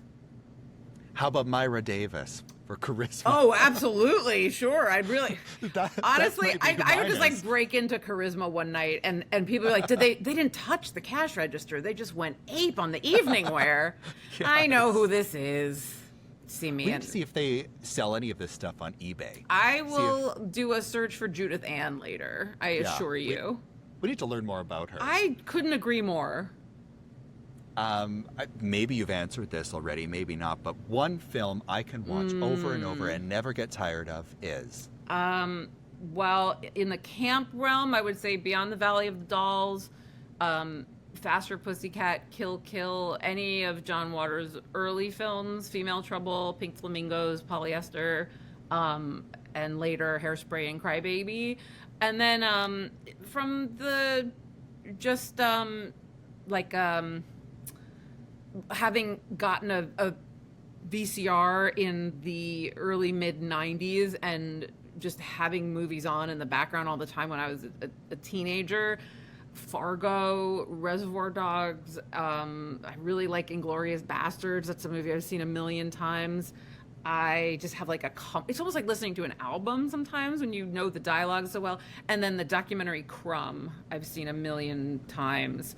And I just kind of know it by heart. But other ones that I've seen so many times that I kind of like know them backward and forward. I really like Bedazzled, the one with Raquel Welch. That one's really great. And these are all just kind of things that have like earworms that have just planted their eggs in me. So whenever I hear them, there's just a part of my brain. I don't know if it's dopamine related, but they just kind of like light up. It's comforting. Yeah, it is. Takes you back to a place and time, or just it's nice to have on. It feels like a warm hug. Oh, yeah. And it's almost like a tick, right? Because you've heard these phrases so many times. The Monkees movie Head is also like that. There's quotes from that movie that ricochet around my head that I just know, that I know so well that I think in those phrases. Here's another one. No matter how outdated, the trend I'll defend forever is maximalism. I would say, Thank you. I think layering and too much never being enough is something that people need to embrace with wide open arms, because it makes everybody happy. It makes you happy. It makes people who see you happy. Why shouldn't you feel like a party? You know, more is more. There's that Coco Chanel was an anti-Semitic piece of shit anyway. Was like, oh, take something off. Wrong. Put something on. That's what I say. Yeah, I love that. I like to have things to look at everywhere Absolutely. in my house. I will always wear big glasses. Yes, never be boring. Give people like a little bit of fun when you come into the room, and enough with these like, you know, dour kind of silhouette. Guess what? Your personality is not enough to keep me engaged. Give me a little something. Give me a little extra. I love that. I'm completely on board with this. My go-to karaoke, if all else fails, song is... I've been to Paradise, but I've never been to Me. That's a really, really... And it's right in my range, so I can just kick that one out of the park. And I don't even know if that's an expression, but I can do it. I love that, and I love the spoken bit of the song. Oh, yeah, that's truth. That's love. It's in that little baby you're holding, and it's that man you fought with this morning, the same one you're going to make love with tonight. You are? That's true. That's love. Sometimes I've been to crying for unborn children that might have made me complete. And you're like, I have so many questions about what you just said. Yes. Oh my God. You just introduced a bomb into the conversation. You're moving on, aren't you? Sure am. But I took the sweet life and never knew I'd be bitter from the sweet. Amazing song. I found that album on vinyl a while back. Oh, thank God. Brilliant. Totally blessing. Beautiful. Love That's it. a fabulous thing to own. Yeah. And the video's great, too. I got to see the video. I don't think I've seen the video. I'll have to look it up right after this. You'll love it. Okay.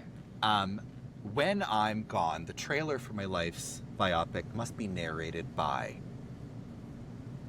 I don't want to use AI, but I wish it was Lauren Bacall from those ads. I don't want to use AI, though, so let me think. That fits. I don't want to use AI. It's not a good thing. It takes away water and jobs. Those are two things that are really important for a functioning society. Let me think of someone else. What about, let me think. Whose voice is particularly iconic in like a, and you're saying like the narration specifically? I almost wonder if we could get like a cartoon voiceover actor, like Tom Kenny can do it as SpongeBob. I'm fine with that. That seems fun. Or like who does? I'm trying to think of like other. The guy who played Alf is probably dead, right? That would be fun if it was as Alf. Maybe like an Alf impersonator. If we could find someone who like did a an impression of Alf, I think that would probably work for me. Mine would totally be one of those like gravel voice broads. Oh, like, completely. It would have to be like Elizabeth Ashley. Oh, yes, yes. Oh, or Brenda Vaccaro. Of course. Oh, yes. That's a great answer. Absolutely. A woman that sounds like she's had experiences. Yeah. I almost want to start smoking again just so I can have that voice as I get older. I think you might want to consider, maybe just do like a week on and a week off. I mean, that can't be that bad for you. You know what I've been thinking lately? I think smoking could possibly be better for you than being on your phone all the time, because on crews, like in productions, phones have replaced cigarettes, because it used to be that people who worked in a crew, they would just smoke all day and sit around. But when you smoke, at least you talk to other people who are smoking. You ask for a light. You end up like striking up a conversation. When you're scrolling on your phone, oh my God, mentally, who knows like what's worse is what I'm saying, right? And if that's valid. You have a family member that died of lung cancer, you think this is an insensitive meditation, I apologize. Just keep in mind I'm a comedian and I'm just sort of saying whatever occurs to me. But I do think that that phones are bad. I guess. Yeah. I will say I've had family who have died of lung cancer, and I still, if I found out, if it seems like the world is going to end, what's your brand? Parliament? Well, we don't have those in Canada. What do you have? I used to smoke de Maurier, which is a French Canadian cigarette. De Maury Povich? Maury Povich, great drag name. Yeah. I was a parliament. yeah. I was a parliament girl. Those two Okay. blues next to each other were like, they seemed like a Jewish cigarette. That and like Marlboro Lights, Marlboro Ultra Lights with that like almost like the color of beer. It wasn't quite bronze and it wasn't quite silver. Yeah.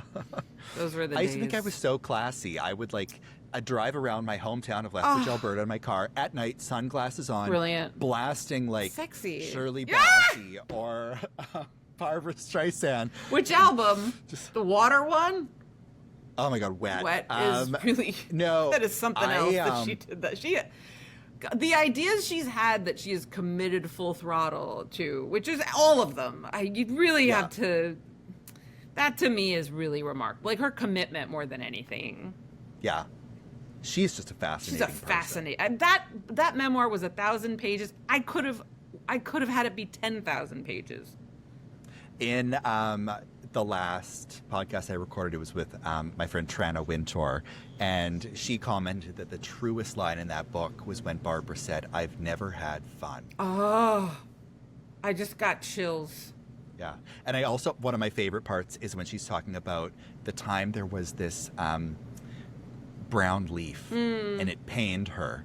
And so she had the gardener go out and paint the leaf green. Oh, that's a visionary. And people say men are the auteurs of that era. And she was doing what she was doing. My God, I liked it when she goes to when she went to Prague to film Yentl and she came back and her fucking good-for-nothing boyfriend, John Peters, had dug a hole in the backyard and it cost her $1 million.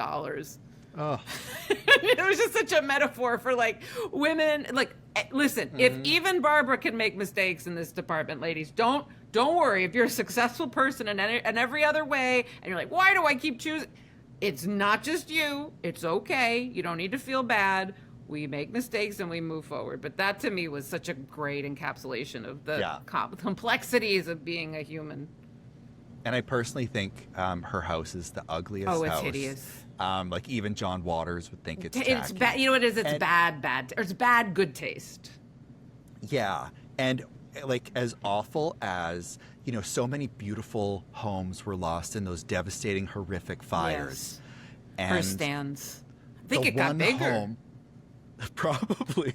That's the one home that could have gone. And Jesus Christ. The mall would have been untouched. That was underground, right? The mall is underground, but it really is a tacky, terrible house. It's not my taste, but that's the great thing about Barbara is like, even if it's not your taste, it doesn't matter. It's hers. And because she's the one making the decision, it's the right one. And you're like, sounds good. Yeah, like when she's got the little like piggy salt and pepper shakers. Fine. Like, look, if it makes you happy, great. I do think she has great taste in food. I loved all of her recommendations. Like, this is the best chocolate cake. This is the best ice cream coffee or coffee ice cream. Across the board, you're like, all right, that I think I would trust her. I would trust her on completely. Definitely. Completely. I will always worship at the altar of Barbara. Yeah, she's something else. Okay, we got a couple left. If I could choose a personal theme song that played whenever I entered a room, it would be. What's let me think. I was thinking of like that fancy pants, da da da da da da da da da fancy pants. That's like 60s kind of like dating game music, but that might be a little too upbeat. Like if I'm in a bad mood and that played and I enter the room, I might be like kind of annoyed. Let's say the Munsters theme song because it rocks. Da da da da da da. Down, down, da, da, da. Like it's got that garage rock kind of vibe, but it's also a little dark. So if I'm cranky, it's not going to be like too much of an anomaly. Yeah, I'm on board with that. I wish there were a way I am a soap opera super fan. And I love when that dramatic orchestral music plays when you enter or exit a room. Wow. I wish that were real life. I completely understand and respect that. I also think that like sometimes you need a dramatic sting in order to know what to feel. Yeah, completely. Okay, the next one is I'm at my happiest when. I am watching my cat watch the sunset and my window's open and I can feel the air from outside, but I'm inside and I am just feeling like and Jeopardy's about to be on, and I'm feeling so grateful to be home in my cozies and in my space, and I feel like I've accomplished something for that day. So it's just time to relax, and I get to watch my cat look at the sun go down with like a sense of wonder, and it's just totally peaceful. And I also, by the way, that's my like in repose moment. But the other is like when I'm in the middle of doing something, like either performing or podcasting, or I'm writing something, or I'm watching something I wrote actually take wing, like a table read, or being filmed, and I'm in the middle of working, or I'm in a writer's room and I'm doing what I feel like I was put on this earth to do. That to me is like the best feeling in the world, that sense of accomplishment when I'm in the middle of it. I completely agree with both of those. Good. I don't have a cat, but I've become such a homebody. Yeah, and me just too. that feeling of being in your own space. I love it. And, I love being home. It's so nice. Yeah. You have to have a comfortable little, nook and feel like you have your stuff and you have yourself, and that it's a beautiful sense of peace to be able to be in that solitude, I think, too. Especially in today's world. Mm-hmm. The part of myself I'm most proud of is... Oh, the part that wrote all those episodes of Difficult People under, like, incredible time constraints and managed to... I didn't know if I could do it. I remember that first season, I had 6 weeks to write 8 episodes, and I was really afraid that I wasn't going to be able to pull it off, but I did, and I had an incredible team helping me. It wasn't me alone, but I ultimately, no matter where you are in your career, as a writer at least, like, or any creative person, you do a thing, it ends, you have this blank screen, or you come back to this blank page and you have to start again, and it's always scary, and it always feels like, I don't know if I'll be able to do it. But having done that show and accomplished what I was anxious about being able to accomplish, I'm so proud of myself for that. And I'm prouder of that show than anything else I've ever done. It's something that I really feel like was the show I wanted to do, and I got to do it, and how lucky am I for that? It's a hard business to get anything. Yeah, it sure is. To get anything made. Amen. And when it does finally happen, it's all at once. Yeah. As I'm learning as I kind of enter the industry in developing TV and film projects. It's very much a feast or famine industry. Yeah, and but when you get that chance, you're always worried that you're going to be the one who blows it. So at the time, I was so nervous. I was like, oh my God, this is an opportunity of a lifetime. What if I fuck it up? And that I was able to deliver what I had to as a writer more than anything, because that's sort of where my self-esteem comes from, for better or for worse, is what I've written more than anything. I ended up feeling really good about myself. The fear really drives you sometimes. Yeah, you need it. You need it. Absolutely. Yeah.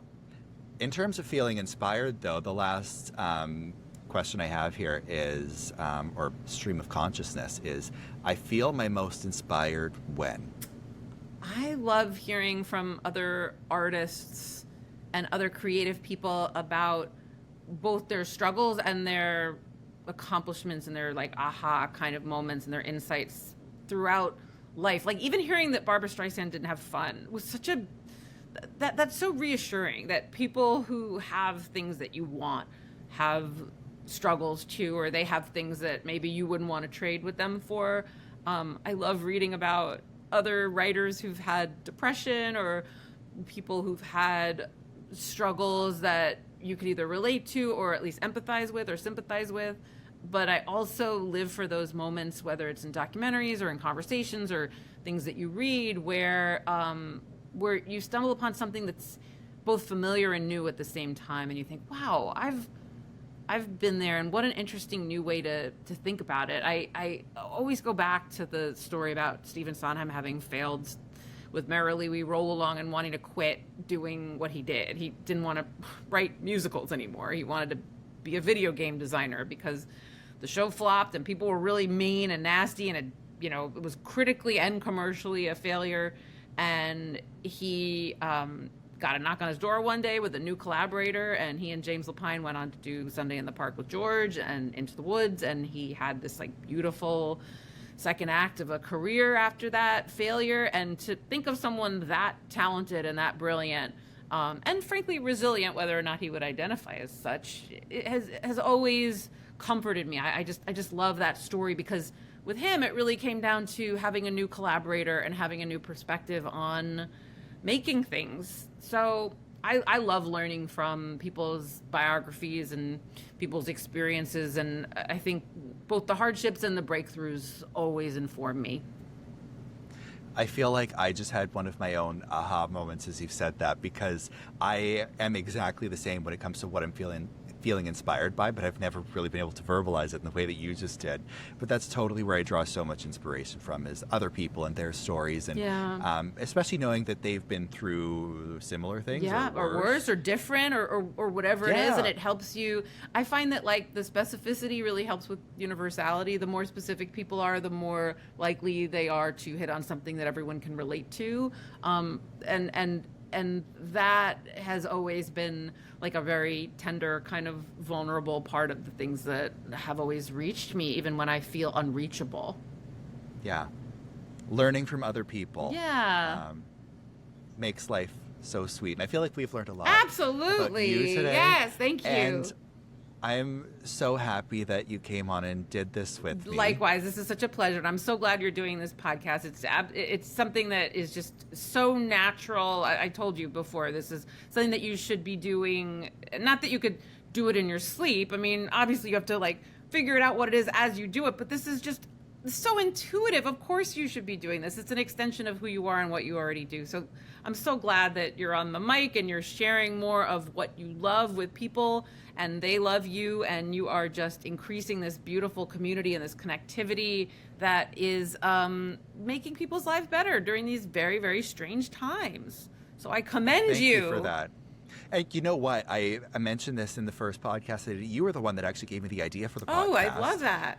Because I've had comments for quite a while like, oh, you should do a podcast, and I didn't know what that would look like.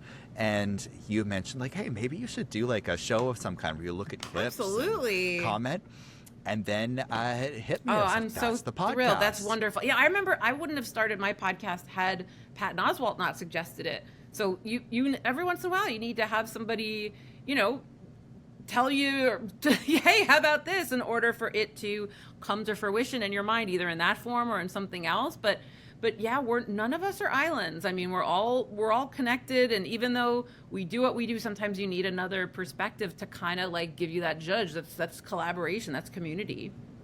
Yeah.